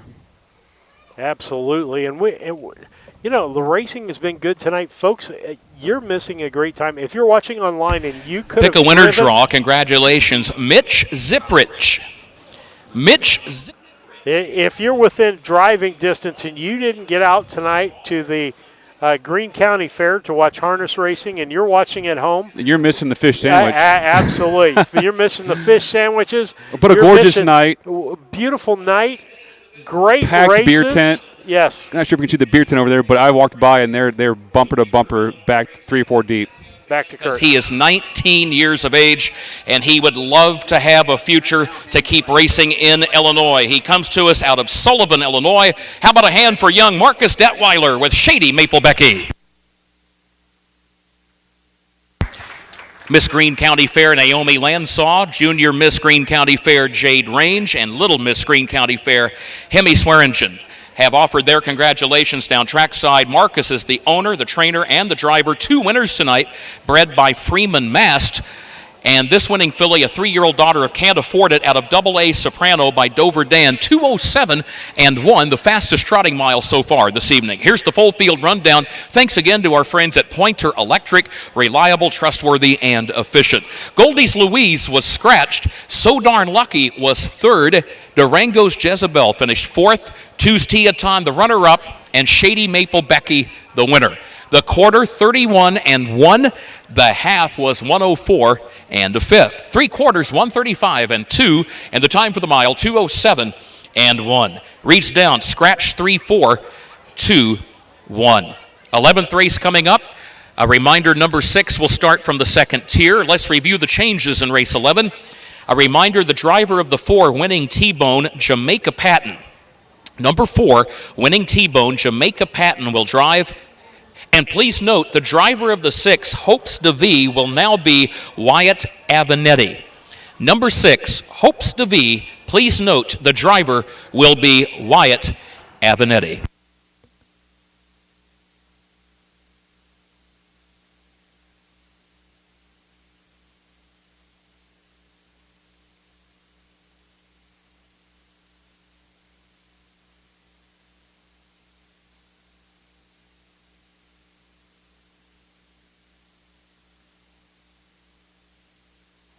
Lisa doing a nice job of getting the beer tent on the camera over there. We'd love coming down to Carrollton and hearing all the, we'll call them, lively exclamations coming out of the beer tent when the horses go by. Everyone's enjoying it so much, and it's such a great tradition here at the Greene County Fair. Absolutely is. And each fair, as we talked about the other day, has its own tradition. Yes, David. absolutely. Your own sandwiches. Now, down in Martinsville, I guess the thing down there is the pork burger, yeah, and that was the hot ticket. We were too busy, unfortunately, to get one ate, but heard great things about them. The beer tent here is pretty notorious. The beer tent over in Pana is pretty cool too. It's just cool to see people enjoying the races and maybe some friendly side bets, what have you, going on over there. Absolutely. And again, we tell people that you need to do this. If you are watching from home and you can't get to all the races, have a watch party at home. Absolutely. Have some fun with it. Pick cards for, if you got 6 horses, you can pick 1 through 6 You cards. can follow along with our scoring scheme and try to compete against your friends right there in house. The idea is if you pick something to watch and are following something, then it makes it exciting. If you don't know who you're watching, it's a bunch of just horses that, a bunch of names you don't know. It's not as fun. But if you pick a horse, a pretty color, a horse's name you like, a driver you like, what have you, just something to follow and bet your friends or make it a friendly competition out of it. And I saw something there, Lisa, if you can get Jamaica's horse back on the camera there, that would be great and zoom in on that horse if you can hear me up there. I like this shot here. We got Mama Deck next to Jody Decker Bennett right there in the blue shirt. Mama Deck, Marge Decker, came to the fair, a staple at these Midwestern fairs for years and years and years. We're happy to see they're with us. And some of the Walker clan there, too. I see Chloe and Cody. And I think Lisa's going to find that.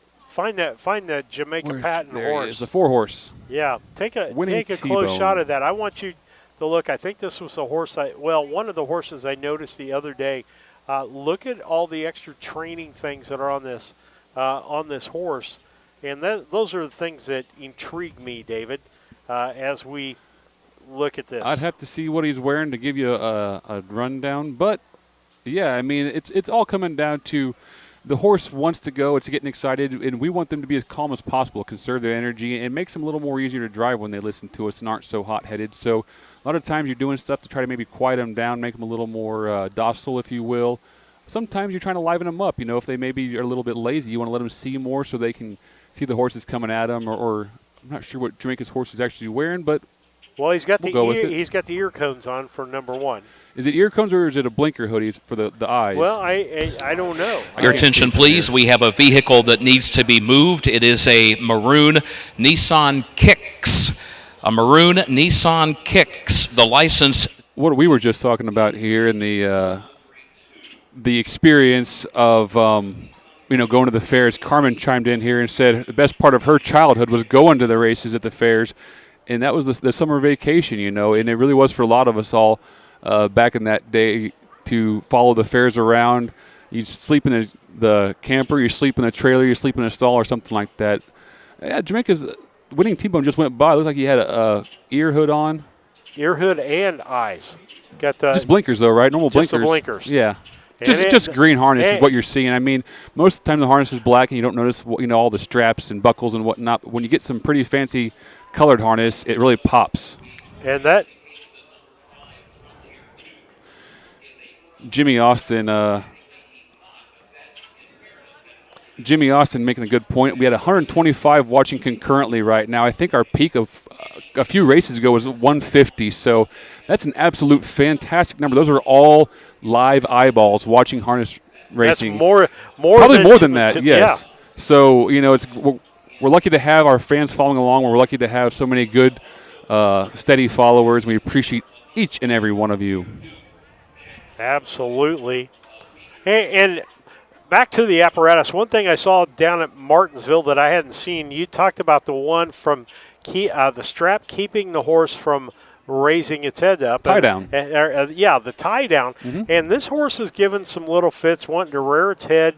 And, you wonder if that horse wouldn't benefit from something like that. It's one of those things that maybe Jamaica's tried the equipment and the horse didn't like it and was trying to fight it too much, and so you take it off, and when he gets in the mile, he calms his head down. I don't know, but, yeah, sometimes the equipment's too restrictive and the horse gets a little upset. All right, with that. Can we get to the right slide?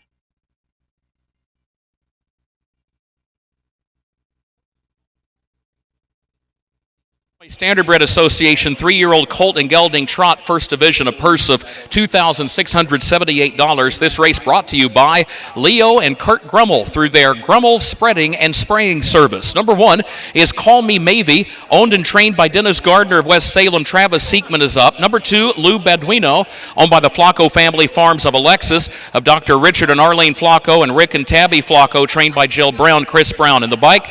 Number 3, EJ Tropical Ranger, is owned, trained, and driven by Cornelius Cavett of Virgins, Illinois. 4 is Winning T-Bone, owned by Linda Allhands, who's watching on from the stands this evening. She comes to us from Monticello. Jamaica Patent trains and also drives. Number 4. The 5 is Frontier Duke, owned now by Jackson Loy of Beecher City, trained and driven by Mike Rogers. And number 6, Hopes to V, leased by LaQuinton Shavers of Brandon, Mississippi, trained by Roshan Trigg. A reminder, the driver is Wyatt Avenatti. Also a reminder, number 6, Hopes to V, will start from the second tier, the Grummel Spreading and Spraying Service race for trotters. All right, let's go back to our picks, David. Let's talk about that. Sure. Looking at race 11, I went 1-6-2 on top. I used the one Call Me Maybe. I was sitting over in Hart's Barn earlier, and Danny Gardner walked in leading that horse, singing Call Me Maybe by Carly Rae Jepsen. So I kind of have to pick that horse on top here. I think Danny's got a good feeling about this horse today. My second choice, the 6-horse Hopes to V. I got Wyatt now, always a good thing, especially at these county fairs. My third choice, Lou Beduino, out of Jill and Chris Brown's barn for the Flacco Family Farms, LLC of Alexis. Well, my pick was just a sheer pick on the horse. Horses getting ready to go to the gate here for race 11. On top of it, I've got Wyatt Avenatti driving the horse that I had picked to finish first. So I went 6-1-2, I think. If you like Wyatt, you like Wyatt. I get that. You can't fault you for that pick at all. I mean, he is hot still. I mean, that. I'm going to bring Kurt back up. Well, I thought he was going the post parade, but I guess he's not. So we'll just keep talking until we get to the post parade going here. But yeah, so I went with that. Lisa's picks were just a little different there, in that she was 1-2-4. She went with Call Me Maybe. We can't pick all the same horses all the time, can we? And Lou Beduino, yeah. I might be saying that wrong, but we'll go with it.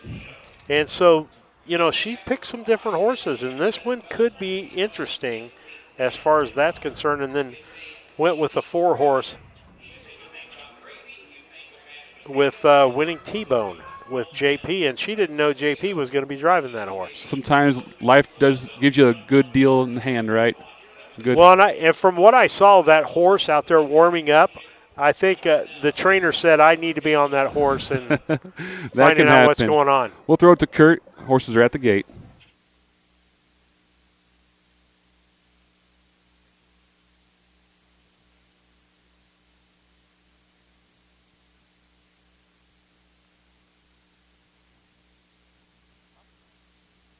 Here they come.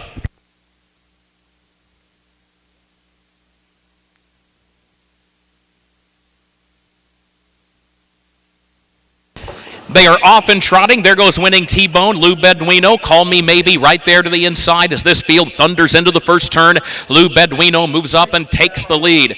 Problems for Winning T-Bone, who has broken stride. EJ Tropical Ranger has broken stride. But the leader is Lou Beduino, on top by 3 lengths after the opening eighth of a mile. It is Call Me Maybe in second position onto the backstretch by a length and a half. Hopes to Be is third by 4 lengths. Winning T-Bone back trotting now in the fourth position right toward the center of the pack. Frontier Duke is in fifth, and EJ Tropical Ranger is sixth as they go by the quarter-mile mark, and it is Lou Beduino, the leader. 31 and 2 for the opening quarter. 31 and 2/5 seconds. Lou Beduino is on top here for Chris Brown by 5 lengths after 3/8 of a mile. Call Me Maybe is second by 3 lengths. Hopes to Be is racing in third by 4. Winning T-Bone is fourth, and a gap of 5 more lengths back as they come on down to the half to Frontier Duke, and EJ Tropical Ranger is last. Halfway home in the Grummel spreading and spraying service race, and it is Lou Beduino with a 7-length lead. In the meantime, Hopes to Be has moved up into second because Call Me Maybe broke stride and dropped out next to last. 101 and 3 for the first half mile. 101 and 3. Lou Beduino, the leader, has it by 7 lengths, now by 6, now by 5, because Hopes to Be is trying to close ground and is cutting into the margin at the midpoint of the backstretch. Then a gap of a dozen more lengths to Winning T-Bone third. Frontier Duke is fourth, and the rest are far back. And there is a battle for the lead and for the win shaping up. Here comes Hopes to Be with a rush.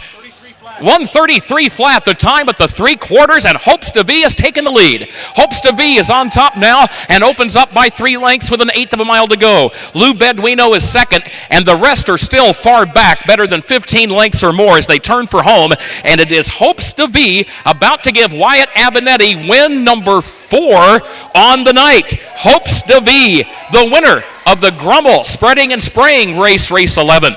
Hopes to Be won it by 7 lengths. Lou Beduino was second by 9, and then Frontier Duke rallied up to grab third from Winning T-Bone in fourth.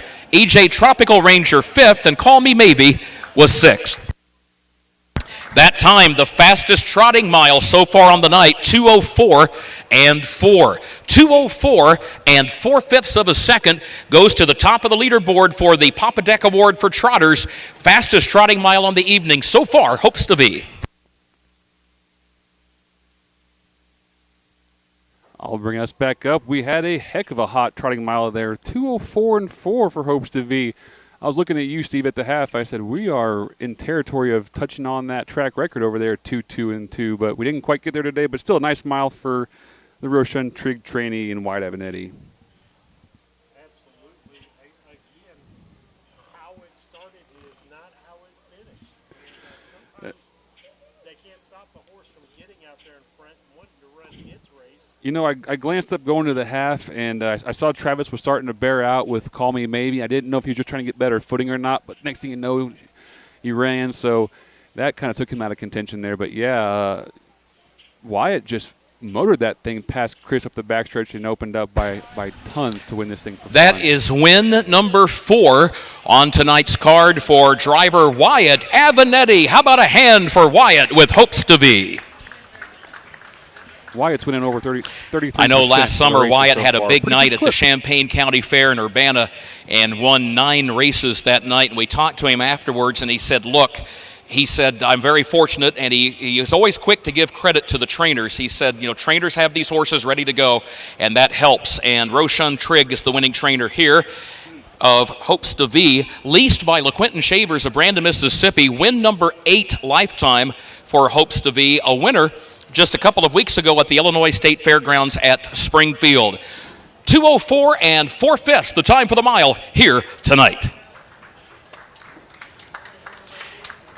Kevin Neatfelt, who has made the journey all the way from Piatone. Kevin, you have won in the Pick-A-Winner draw. Kevin Neatfelt, you have won in the Pick-A-Winner draw, so some tickets for the Beverage Garden are coming your way. Kevin, congratulations. Here's the full field rundown. It's official for race 11. From the top, Call Me Maybe was 6. Lou Beduino, the runner-up. EJ Tropical Ranger finished 5. Winning T-Bone 4. Frontier Duke finished 3. And Hopes to Be, the winner. 31 and 2 at the quarter. 101 and 3 at the half, 3/4 and 133 flat. The time for the mile, 2:04 and 4/5 of a second. It reached down 6:25. 4-3-1. Hopes to be the winning trotter, a 3-year-old gelded son of Strong Hope out of Lindy Lou Who by Crazed Bred by Merle Miller. Race 12 is on the way. The 12th race, a reminder, the driver of number 3, Lois Hank Jr., will be J.T. White. Number 3, Lois Hank Jr., the driver, J.T. White. And by the way, Lois Hank Jr. made...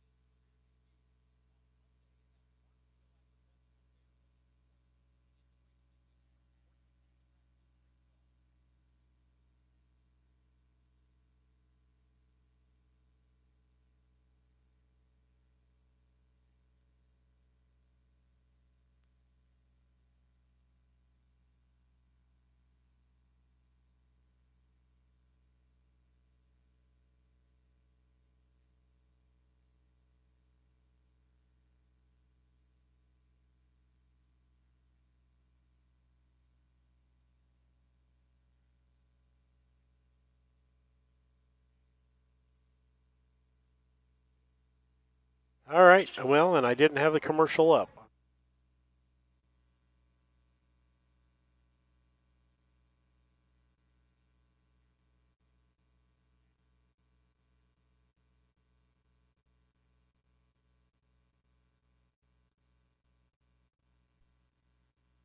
Looking to move your mobile home? Need a roll-off dumpster at a competitive rate? Or maybe it's time to demo that old mobile home? Pine Ridge Mobile Home Transport has you covered. We serve Central Illinois with reliable mobile home transport, offer affordable roll-off dumpsters for the Springfield area, and provide expert demolition services across Illinois and Missouri. For fast, friendly service, call Wayne Decker at 217-313-9744. That's 217-313-9744. Or find Pine Ridge Mobile Home Transport on Facebook, your one-stop solution for mobile home services.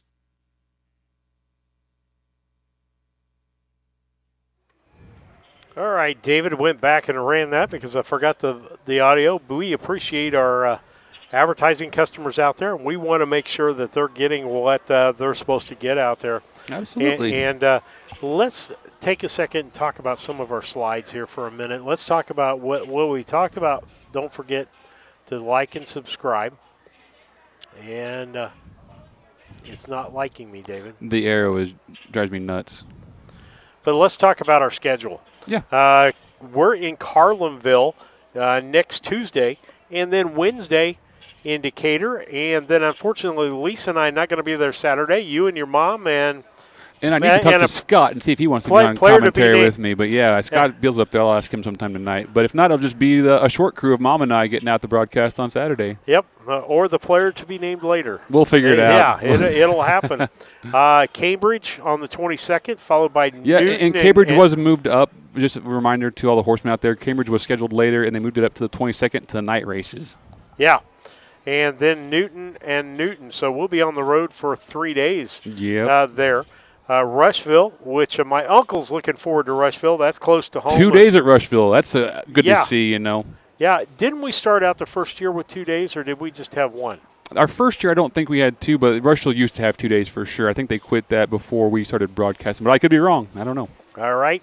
And then it just moves on and on. If you want to click that on over, got it right to here. Give people opportunity to see those. That last week again, Charleston, Altamont on top of each other, back to Brown County, Mount Sterling. Then we're not done. Usually Mount Sterling, we're done. We're going to throw in Morrison and Pana towards the end of the year. Morrison's a great northern fair. They have a wonderful crowd, a very knowledgeable and personable fan base that really kind of enjoy the horse racing up there. Excited to go up there. And then the Pana Tri-County Fair. They have 3 days of racing. I said the beer tent, the kids playing football in the grass on the backstretch. It's a wonderful environment, we'll say. Kids are going back to schools that time of year. You know, it's really a lot of fun. That'll be a reminiscing thing for me because I did go over there for the racing when Gina, Marcella, and Northrop were racing horses. We went over there, spent Labor Day weekend. Now, we won't be there the third day. Nope, that's the sale day. Yeah, we got hooked on the sale, so we'll be at the Illini Classic that day. I'm a sale nut. I always have been. I started working the Illini Classic when I was like 13, running the tote board for Ed and Carl back in the day. I've always loved pedigrees. I've always loved yearling sales and examining babies and looking at the next year's crop. So the sale season's kind of my vacation time. If I could get down to Fasig, Tipton, to Lexington this year, I would. But that's kind of the cream of the crop as far as horse sales go. And Kurt works that sale beautifully, reading pedigrees. Yeah, and if you're looking to know more about it, number one, start by coming to the races and reading the program. And, we try to help people read the program with that. But, David, I talked to a couple people this year that said, I'm in love with harness racing. I finally went to a county fair last year and saw harness racing in person, and now I'm hooked. I can't describe the county fair experience. These Chicago horsemen come down like Ridolph, They have fun racing here. It's not the pressure. It's more of a camaraderie type of feeling. The horsemen are a little more loose. But, yeah, for the fans, I mean, you can see that. You can see these horsemen really kind of enjoying each other, enjoying themselves out here in, just the family aspect of it. Good, clean, family, fun, exciting races and bright colors. And we're going to take it back to Kurt because the parade is about ready to start. Cool.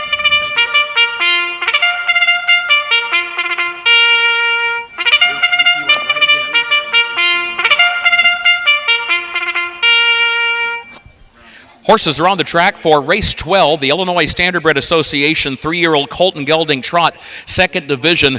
This race named in honor of Robin Klingler for her 50th birthday celebration today. So happy birthday, Robin. Got the door prize coming up after this race. Also, race 12 will additionally be named in memory of Louis Haar, former World War II veteran and a farmer, husband, father, grandfather, and great-grandfather. Race 12. Number 1 is Shady Maple Becker, owned by Wyatt and David Avenatti of Chrisman. Emma Schrock of Sydney, trained by David Avenatti. Wyatt Avenatti is up. 2, Send It Emmett, owned and trained by Dennis Gardner of West Salem. The driver, Travis Siekman. 3, Loy's Hank Jr., owned by Jackson Loy of Beecher City, trained by Mike Rogers. J.T. White is the driver. 4 is Fox Valley Luger, owned by John Smith of Flowood, Mississippi. He's the trainer. Demarius Wakefield, the driver. And 5, Luz Magnum, owned by the Flacco family farms of Alexis, trained by Jill Brown. And Jill Brown is in the race bike. Headed to the gate, race 12. All right, David, let's take a look at our picks this time. What are yours looking like for race 12? Handicap in race 12, I went 1-5-2, but I'm going to forego my handicapping and give a shout-out to Robin Klingner on her 50th birthday celebration today. Happy birthday, Robin. All right. What are your picks? 1-5-2. For me, I went 5-1-2. So we're all going to be in the same boxing, box. Yeah. Lisa's 1-5-2. I am 5-1-2. So it could be almost confusing, but I went with the 5 horse. I went with the Jill Brown trained horse here. This horse recently at Martinsville on the 25th ended up in first place with a time of 2:08. Looked really good there. To me, Luz Magnum, and so I picked that horse to win.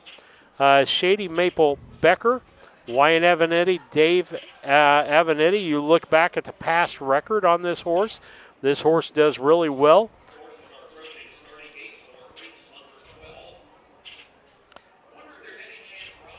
Went to the softball game today. Bet she did. She is with us here now, 50th birthday celebration. Of course, Robin grew up in a racing family. Her maiden name was Walker, and she is a standardbred owner herself, and she owns an interest in a couple of pretty nice 3-year-old pacers this year, Fox Valley Groupie and Battle and Bob, who have been racing very well at the Illinois State Fairgrounds at the Illinois Department of Agriculture Spring Previews. Again, this 12th race, named in honor of Robin's 50th birthday celebration, also the Louis Haar Memorial as well, and the door prize for $50 after this race, courtesy of Greene County State's Attorney Craig Grummel. At the post, gates rolling, race 12.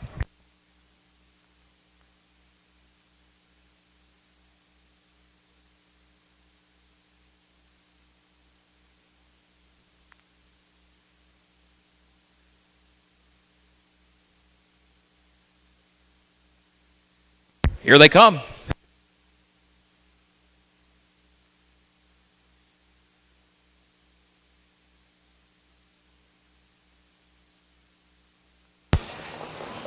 They are off and trotting. There goes Shady Maple Becker for the lead from the inside. Loose Magnum on the far outside.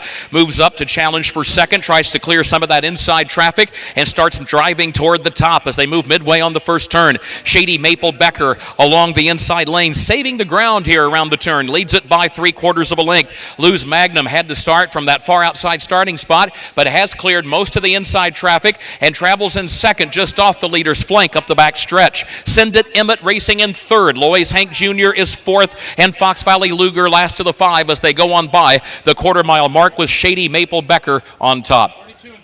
32-2 for the opening quarter. 32 and 2/5 seconds. It is Shady Maple Becker down toward the inside who's got the lead as they work their way toward the halfway point as Luz Magnum is right there on the outside, and Luz Magnum not going away, in fact continues to press the issue. Luz Magnum up on the outside and now challenges again for the lead. Shady Maple Becker there to the inside, and now Send It Emmett moving up as well to be part of a three-way scramble as they move on by the half-mile mark. 103 and 2 for the first half mile. 103 and 2. So the top three separated by a length and a half. Shady Maple Becker has the inside lane occupied and leads at 3/4 of a length. Send It Emmett is off stride. So Send It Emmett, who had changed lanes to the outside coming to the half, got to second, got alongside the leader, at least got a nose alongside the leader's flank, but has broken stride, drops out to last, and here comes Luz Magnum, and Luz Magnum's going to make another try. Luz Magnum once again up on the outside, up to challenge for the lead. 135 and 2, the time at the 3/4 mile mark. 135 and 2, they're midway on the final turn. Shady Maple Becker to the inside, Luz Magnum on the outside. That's the lead battle. They're separated by 3/4 of a length, and then a gap of 5 more lengths back to Fox Valley Luger in third. They turn for home. Shady Maple Becker, Luz Magnum, Shady Maple Becker. These two continue their battle coming through the stretch and to the wire. Shady Maple Becker wins it by a half length. Luz Magnum gave it a valiant effort and came home in second, followed closely across the line by Fox Valley Luger in third. Then there is a gap of about 15 lengths back to Lois Hank Jr. in fourth, and Send It Emmett, after that costly break at the 5/8 mile mark, finished in fifth. 2:06 and 1, the time for the mile. 2:06 and 1/5. Shady Maple Becker with Wyatt Avenetti's fifth win on the card.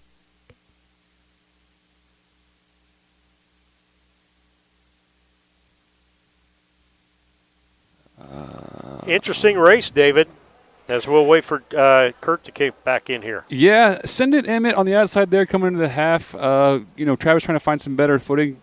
Fortunately, couldn't keep his footing solid enough, and Shady Maple Becker just was too much. Jill did everything she could with Luz Magnum to try to get him beat. She came at him a couple times, and a nice hard move down the lane, but Wyatt was just too much with this horse owned by himself, his father, and his future sister-in-law, Emma Schrock. Oh, this being the Robin Klingner birthday, there comes the crew. There they are. Look over there towards the beer tent. You see all the Walker clan celebrating her birthday, coming over to the winner's circle. And there's Robin coming out with her husband from the beer tent onto the track. Well, you and Lisa got 1-2 correct. Didn't do the trifecta. Congratulations, Mitch Ziprich. You've won again in the Pick a Winner draw. Mitch Ziprich. Those trifectas You have are got hard to more come by. tickets coming your way for the Beverage Garden located just outside the first turn of the racetrack. Well, Shady Maple Becker, let's recap the stats. That is 2 wins tonight for owners Wyatt and David Avenetti of Chrisman and Emma Schrock of Sydney. 2 wins for trainer David Avenetti.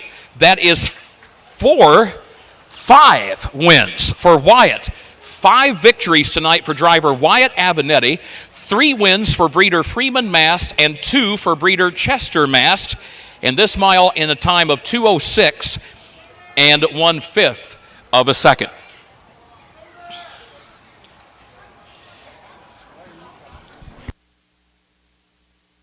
The winning 3-year-old trotter, a gelded son of Can't Afford It, out of Charlotte Alber by Muscles Yankee, takes the race named in honor of Robin Klingler's 50th birthday celebration.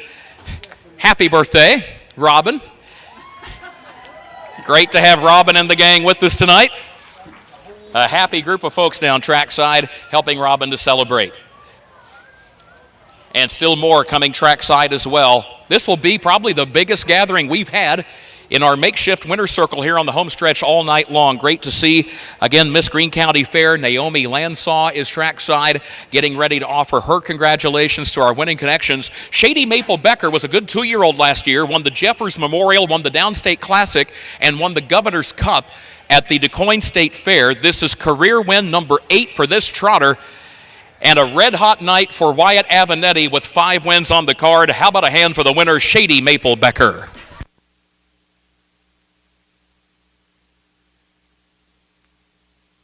As we also mentioned, this race also serves as the Louis Hara Memorial, as we remember Louis, who was a farmer and a World War II veteran. And now this big group comes trackside to surround driver Wyatt Avenatti with Shady Maple Becker. Wyatt flashing a big grin, and heck, I would too if I'd won 5 times on the evening. That is a wonderful sight always to see at the races, and especially on the fair circuit. Not just a winner's circle photo, but a whole lot of folks celebrating down in the winner's circle. Congratulations, one and all.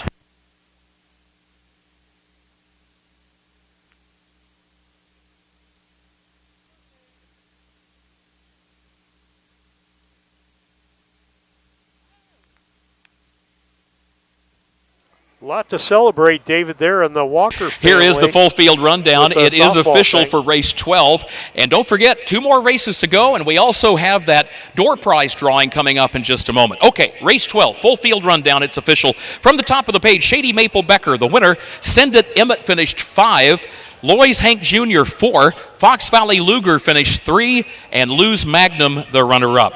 32-2 at the quarter, 103-2 at the half. 3/4, 135 2/5, and the time for the mile, 2:06 1/5. It reads down 1:54.32.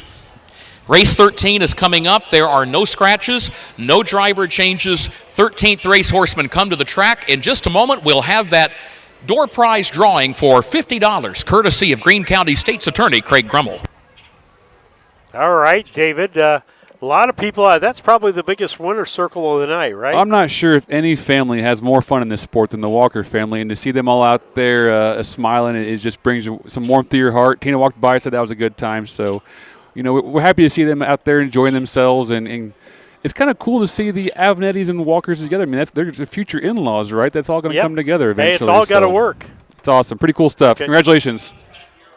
Okay, but as we head into 13 here, let's do a little handicapping on that if we can. You got some more comments? Sure, we just got some fans in the chat I want to give some love to. They're cheering for their favorite. Oh, we got to give Sean some love too. Sean's cousin Sean wishing Robin a happy birthday today. But we can go ahead and look forward to 13 if you want to. Yeah. I'm looking at 13. Non-winners a $5,000 pace, going for a purse of $1,000. I went to the 3 on top, damn straight out of the Nick Prather barn for Adrian Adam and driver Connor Prather, young Connor Prather. My second choice, I went to A Real Faith. Doug Graham's a trainer. Stevie Halford's a driver. Hot Rod Halford. Doug Graham himself owns that thing. And my third choice went to the 4, Captain Warrior. Mikey Rogers trains for Jennifer Law and Eligio Bokia. JT White drives this one for Mikey Rogers. I'm going 3, 2, 4. I'm going 1, 3, 4. Oops. Or no, that's Lisa, 1, 3, 4. I'm sorry, Lisa is 1, 3, 4 on this. As she picked that, I went 2, 3, 4. So I went for the Stevie Halford horse there. Douglas Graham trained, a lot of background there. So that's what we're going to. Going Connor Prather, kind of wishing him some good luck out there tonight. And then J.T. White. Yeah, we just had some love in the chat for Demarius Wakefield. Destiny Bankston was congratulating him. These young drivers, I love the young. There's Connor right there on the Camry. 20-year-old Connor Prather, 19-year-old Marcus Detweiler. And I know he's not quite as young, but looking ahead to the 14th race, we have a first-time starter. 26-year-old Walt Holmes his first win was down at Martinsville. He's making his first drive tomorrow in the next race tonight. So love seeing the young drivers making their first starts and kind of getting their teeth cut in these Illinois Fair Circuit. We'll throw it back to Kurt. I think he's coming back on. $5,000 lifetime. Presenting sponsor, our friends at Golden Eagle, Illinois, LLC, based in Jacksonville, Anheuser-Busch Distributors. There is a late driver change in this race. Number 2, A Real Faith. That'll be Wyatt Avenatti. Number 2, A Real Faith. Make the driver Wyatt Avenatti. Let's meet the starters for race 13 for a purse of $1,000. Number 1, Crunching It, owned by Larry Mather of Webster, Iowa. Jeff Carey of Columbus Junction, Iowa, trained by Curtis Carey. Travis Seekman in the bike. 2, A Real Faith, owned and trained by Doug Graham of Springfield. The driver will be Wyatt Avenatti. Number 3, Damn Straight, owned by Adrian Adam of Beecher, trained by Nick Prather. Connor Prather in the bike, driving a horse named for a country song by Scotty McCreery that was a tribute to the great George Strait. And number 4, Captain Warrior, owned by Jennifer Law of Springfield, Eligio Boccia of Chicago Heights, Illinois, trained by Mike Rogers, the driver, J.T. White. He got a Pennsylvania-bred horse from post 1 and Indiana-bred from post 2. Number 3 is the only Illinois bred in this lineup, and number 4, a Pennsylvania bred, headed to the gate for race 13.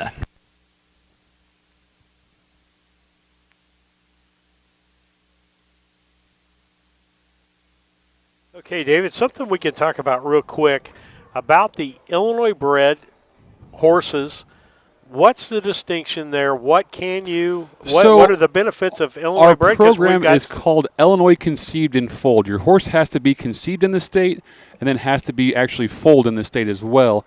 And if you're doing that, you are what's considered ICF horse, and those horses are eligible for our fair events. The Illinois Standardbred Association fair races are eligible for the big money races at the state fair. They're eligible for the big money races on Night of Champions, the Cardinal, the Violet, all those purses that are specifically designated for Illinois breds. If you have an out-of-state bred, it might be, it could be maybe bred a little bit better, maybe have a little faster speed, but you're in open company in Illinois. You have to compete against the best from everywhere. Whereas if you are in an Illinois conditioned race, then it's restricted to only Illinois bred horses, Illinois conceived and foal horses, which helps the state, helps the agriculturalists in the state. The breeders, the guys who buy hay and all that stuff, and it's really helps keep the program strong. And so let's go over fair programs. When it's out there this week, there's for the next fair, all the categories are out there, right? Yeah, single categories. They get posted. So every year when the stakes catalog comes out, usually February, March, somewhere around there, the fairs have to put out what's called their condition sheet, which will list the races that they're going to offer. So you know what'll be where. So you know that this will have the ISA races here and the non-winners of 5,000 and whatever else of the 14th races. But you kind of know what races are where before the season starts. Okay, and so not every fair has an open race where you can have horses from out of state. Now, we had that in, what was it, the Top Line Series. Top Line is, Top Line is something specific. So it's open to the world, but you have to nominate to it. So you have to be part of that group to race for those races, whereas these open races can be any horse from anywhere can go in this race as long as it's a pacer. Okay. This is non-winners of 5,000, but hypothetically. Yeah, and this is a particular race for horses that haven't won for the owners to get some money, correct? Yeah, absolutely. If a horses are need a place to compete against less competition, this is a place to do it. You limit them to $5,000 lifetime. We'll go back to Kurt. They are off and pacing. There goes Damn Straight for the lead. A Real Faith has early speed as well. These two come out and duke it out early for the top spot heading into the first turn. A Real Faith slides down to the inside lane, had the lead for a moment. Damn Straight moves by up on the outside. Crunching It is off stride as they race around the first turn and drops out to the back. In the meantime, Damn Straight takes the lead, leads it by a length and a half as they head off the first turn and up the back stretch. A Real Faith goes second by 2 lengths. Crunching It racing in third, then a gap of 7 more lengths back to Captain Warrior, who is now the trailer as they go on by the quarter-mile mark. Damn Straight is the leader for Connor Prather. 31-1 for the opening quarter, 31 1/5 seconds. Damn Straight, again, a horse named after the country song that Scotty McCreery sang a few years ago in tribute to George Strait. It is Damn Straight leading it for Connor Prather and leads it by a length and a half, followed by A Real Faith in second, and then Crunching It is third, and Captain Warrior has been eased at the back of the field, the distant trailer. Halfway home in the Golden Eagle Illinois LLC race, and it is still Damn Straight, the leader, looking for a first career victory, as everybody but one is in this lineup. 103-3 for the first half mile, 103-3. A Real Faith travels in second. Crunching It is the horse in the lineup that has won prior to this evening with a victory last year in 205-1 on the Iowa Fair circuit. And in fact, Crunching It starts a move now from third. There goes Crunching It up on the outside. Broken equipment, by the way, for the 4 Captain Warrior. Broken equipment, broken hobble on the 4 Captain Warrior. J.T. White doing a great job just guiding that horse back toward the stable area. But the top 3 are on to the final turn. 135-4 at the 3/4, 135-4. It is Damn Straight who's opened up here, has a 5-length lead, a widening 5-length lead as they turn for home. A Real Faith will go second by 3. Crunching It is racing third. Started to move on the backstretch, but then lost ground around the final turn. No catching. Damn Straight, Connor Prather in the race bike. Damn Straight to win it here in race 13. Wins the Golden Eagle Illinois race by 4 lengths on the line. A Real Faith was second. Crunching It was across the wire in third, and Captain Warrior over on the backstretch. Again, broken equipment as he has completed 5/8 of a mile. 2:04-3, the time for the mile, 2:04 3/5 of a second. Damn Straight, number 3, your winner.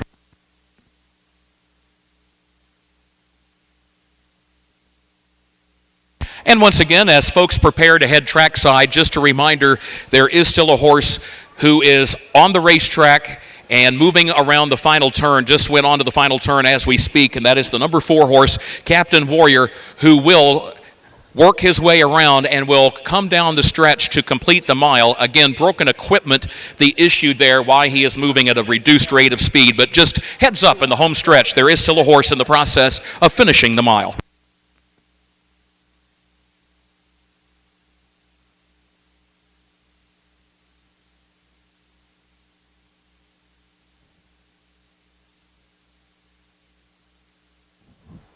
All right, David.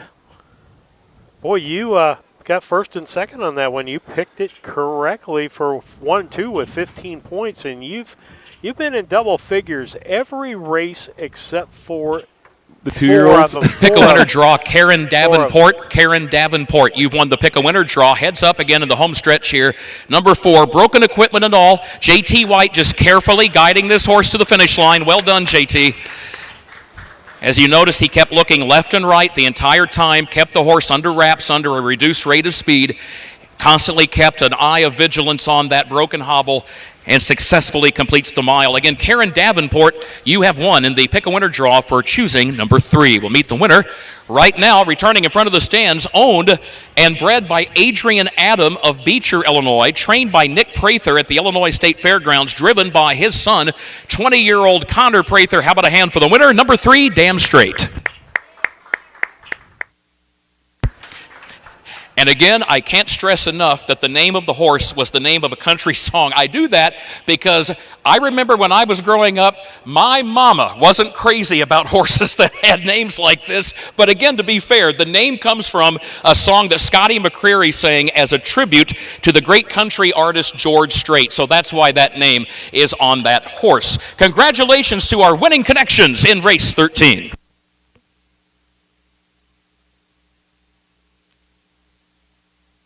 Here is the full field rundown for race 13. From the top, Crunching It finished 3.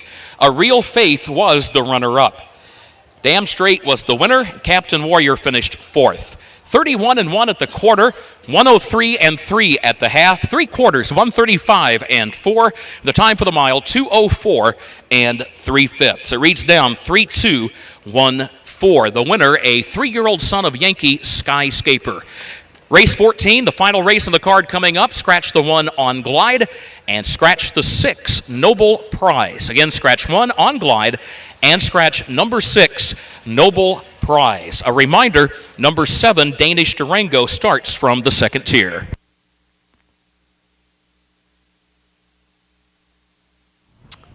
All right, David, as we get ready to go here, I'm going to play one last Go right before ahead. we go, but it'll be your mom's favorite. It's my favorite too. All right. I got to do this and this.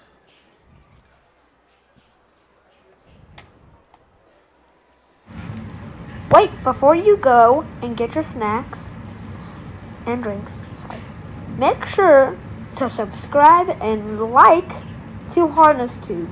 If you can't do that, just give us a thumbs up. Alright, to the show. Love that God, I love commercial. seeing that.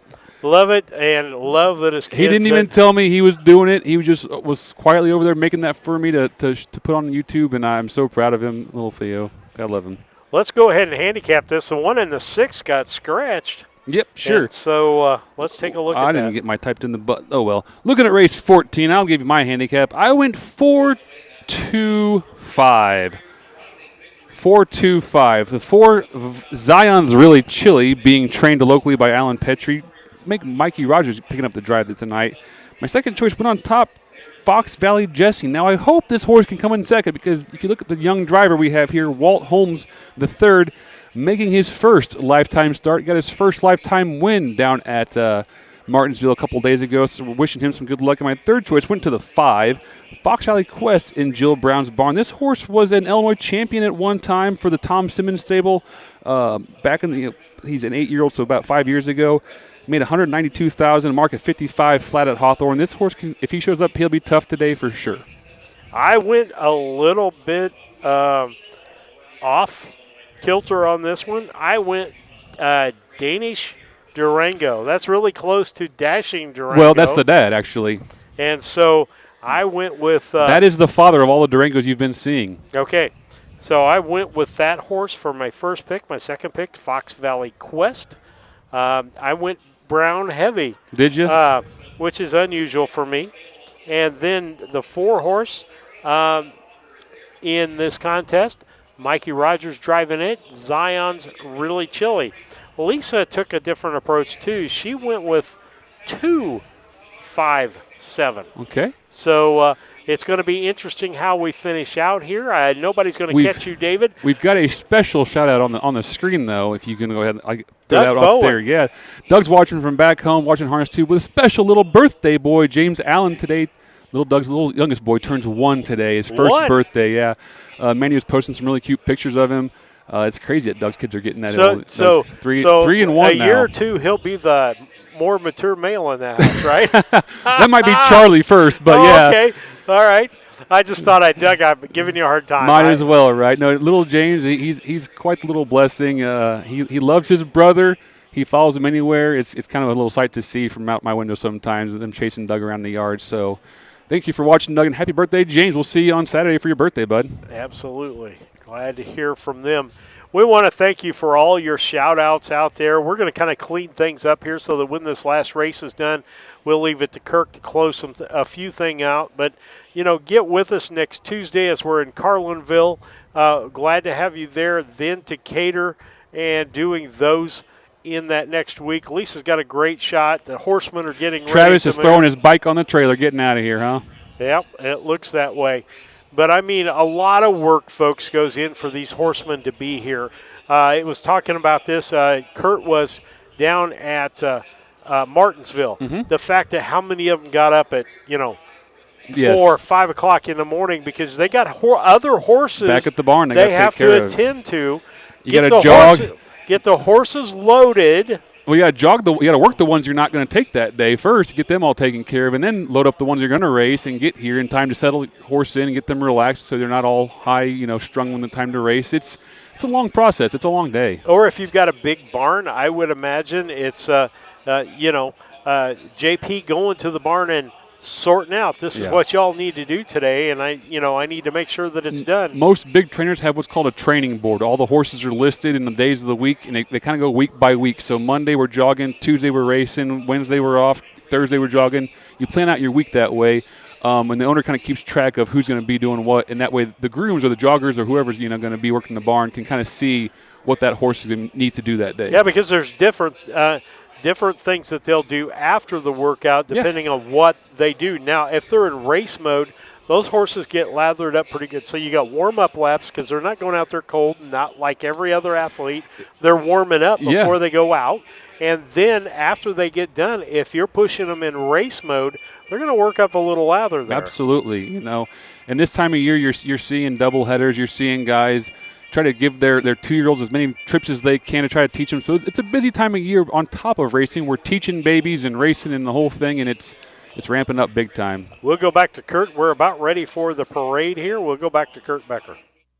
Racing age 2 to 14, you are good to go to race in the open trot.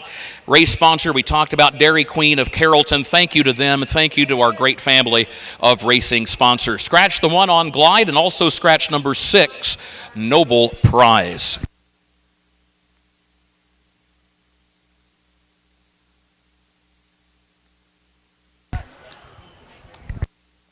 A reminder, checking the standings for the Papa Deck Awards, named in honor of the late Bobby Decker, who trained here for a number of years and won a lot of races here at Greene County. Fox Valley Boxer, with a time of 2 minutes back in race 8, leads the Pacers. And since there are no more pacing races of the night, congratulations to the connections of Fox Valley Boxer. They will win the Papa Deck Award for fastest pace of the night. The trot, well, this race will have to go faster than 2:04 and 4, which is the time we saw from Hopes to V back in race 11. Here comes the post parade.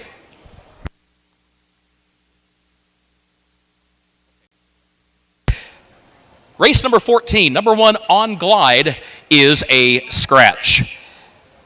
Number 2, Fox Valley Jesse. Now here's Fox Valley Jesse right toward the middle of the post parade. Folks, how about some encouragement for the young man making his driving debut in those green and white driving colors, Mr. Walt Holmes, Walter Lee Holmes III out of Mississippi. Fox Valley Jesse is owned by Sherry Boldovich of Lakewood, Colorado, Jamaica Patton of Rochester, Illinois, Linda Allhands of Monticello, Illinois, trained by Jamaica Patton, and again, Walt Holmes, the driver. 3, Gypsy Rose Lou, owned by the Flacco Family Farms of Alexis. Dr. Patrick Graham of Lockridge, Iowa, trained and driven by Kurt Grumble. 4, Zion's Really Chilly, a horse with local connections, owned and trained by Carrollton's Alan Petrie, Mike Rogers in the bike. 5 is Fox Valley Quest, owned by Chris and Jill Brown of Charleston, trained and driven by Jill Brown. 6 is Scratch. 7 is Danish Durango, owned by the Flacco Family Farms of Alexis, trained by Jill Brown. The driver is Chris Brown. Headed to the gate for race 14.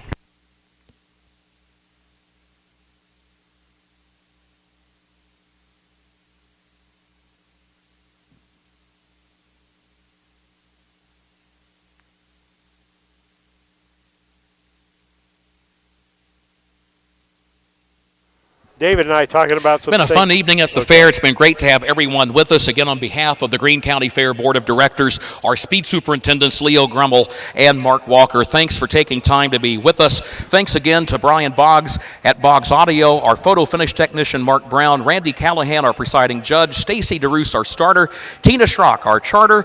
Boyd Healthcare Services has been on hand tonight. Scott Beal and John Langer, our timers. Marietta Walker, our clerk of the course. Sherry Fraley has been our trackside winner circle photographer. Thanks also to our track conditioning crew, everybody that's pitched in and helped make the night possible, our great family of sponsors, and especially you, the racing fans who have joined us here this evening. Also, not just on site, but online via our friends at Harness Tube.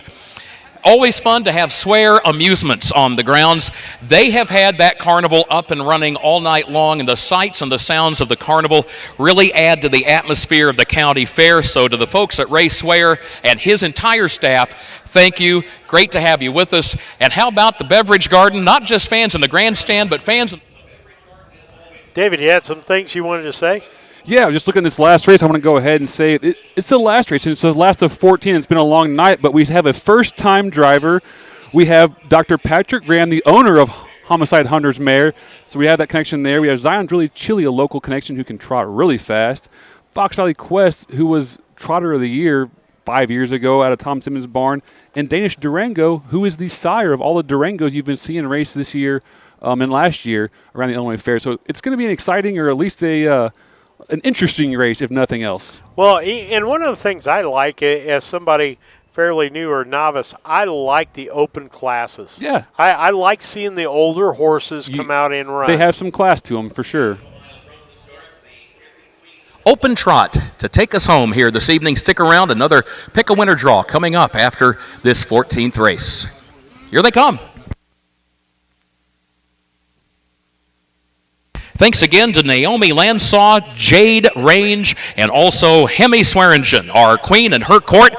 And they are off and trotting in the nightcap. And there goes Zion's Really Chilly out for the early lead. Gypsy Rose Lou comes away second. Danish Durango was off stride at the start. Into the first turn they go, and the battle for the lead continues. Gypsy Rose Lou to the inside, Zion's Really Chilly to the outside. Those two separated by less than 1 length as they go on by the quarter-mile mark. Fox Valley Quest is racing in third position. Fox Valley Jesse is in good order, well driven here early on by Walter Lee Holmes III in his career debut in the race bike, and a gap of over 25 more lengths back to Danish Durango, who's last. Zion's Really Chilly has made the top now, leads it by a length and a half.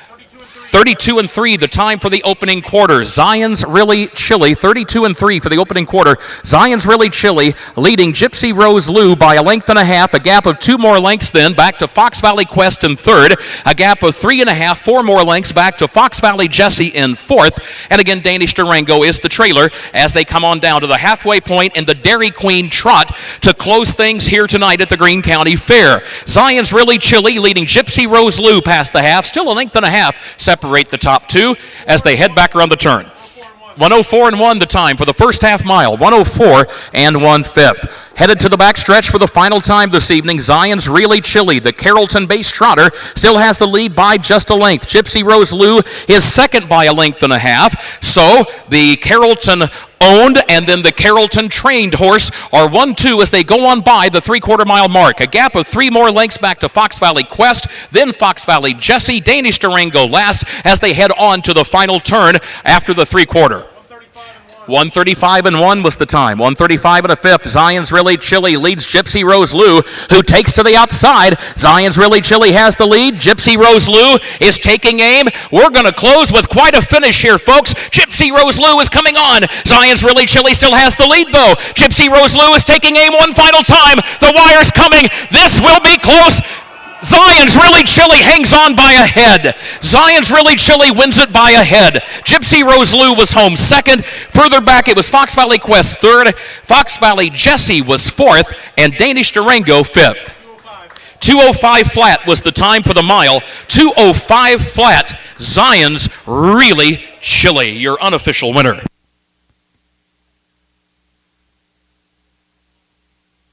Well, David, if we can talk now until Kirk talks again to give us the finals.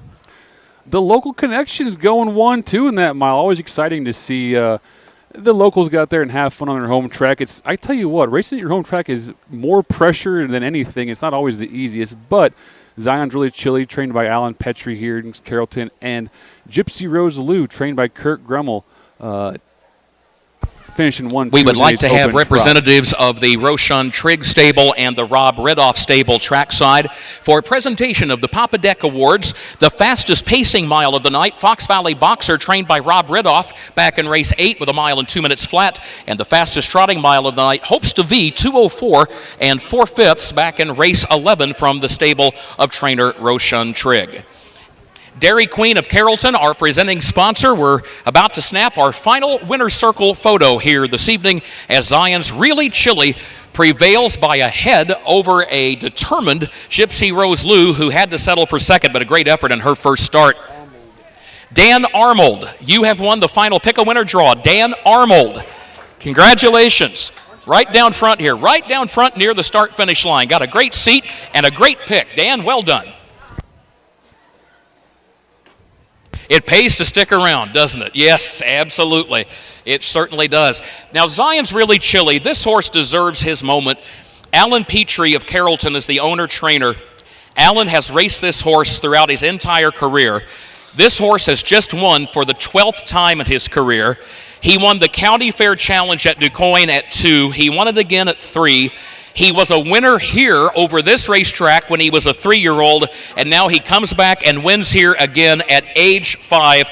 This has been a tried and true veteran racehorse of these battles year in, year out. How about a hand for Zion's Really Chilly?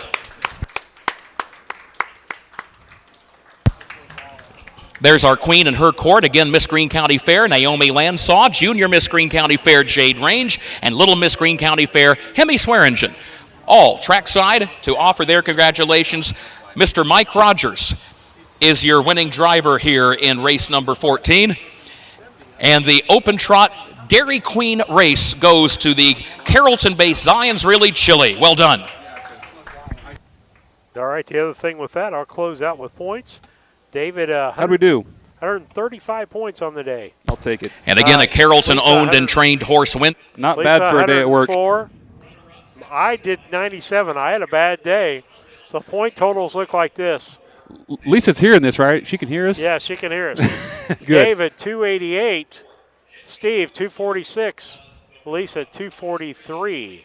And that's the way we look coming out of 288, 246, 243. Is that what I Yep. heard? Okay. Wow, you guys are neck and neck, aren't you? Yeah, but there was like a 14-point spread between all of us At one time? At one time. Now it's a whole bunch. It's like 45 points.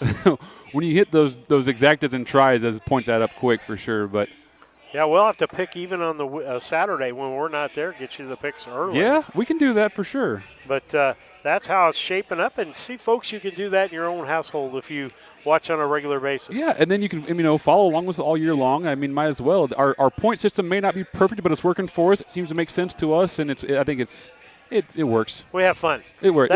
We have fun. That's the whole idea, folks. This is a fun activity that you can do as a family, as a neighborhood, as a block. Get together and check out do that some picture. things. You got And then the fastest trotting mile of the night. We There's the have pace presentation, and now the trot Robert- presentation as well.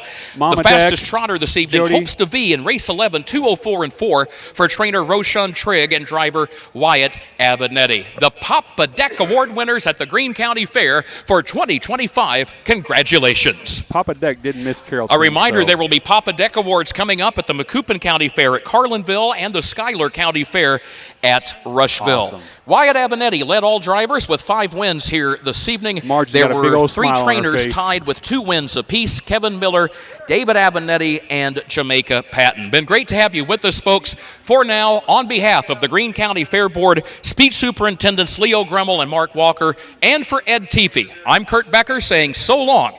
We bid you good evening. Steve, we'll call that a night. What do you think? Yeah, we'll call it a night. Thanks last for thoughts? watching, folks. No, I don't have any last thoughts at all. A great night of racing, fun time. Looking forward as we kind of get a little smoother with our stuff, with doing things. There is an advantage to having that many races is that we tend to get smoother because the night's As you fairly move long. on. And so we appreciate that. With that, we're going to tell you good night and God bless as we try to get out of here and get things We'll sorted see out. you in Carlinville. Take care. Night.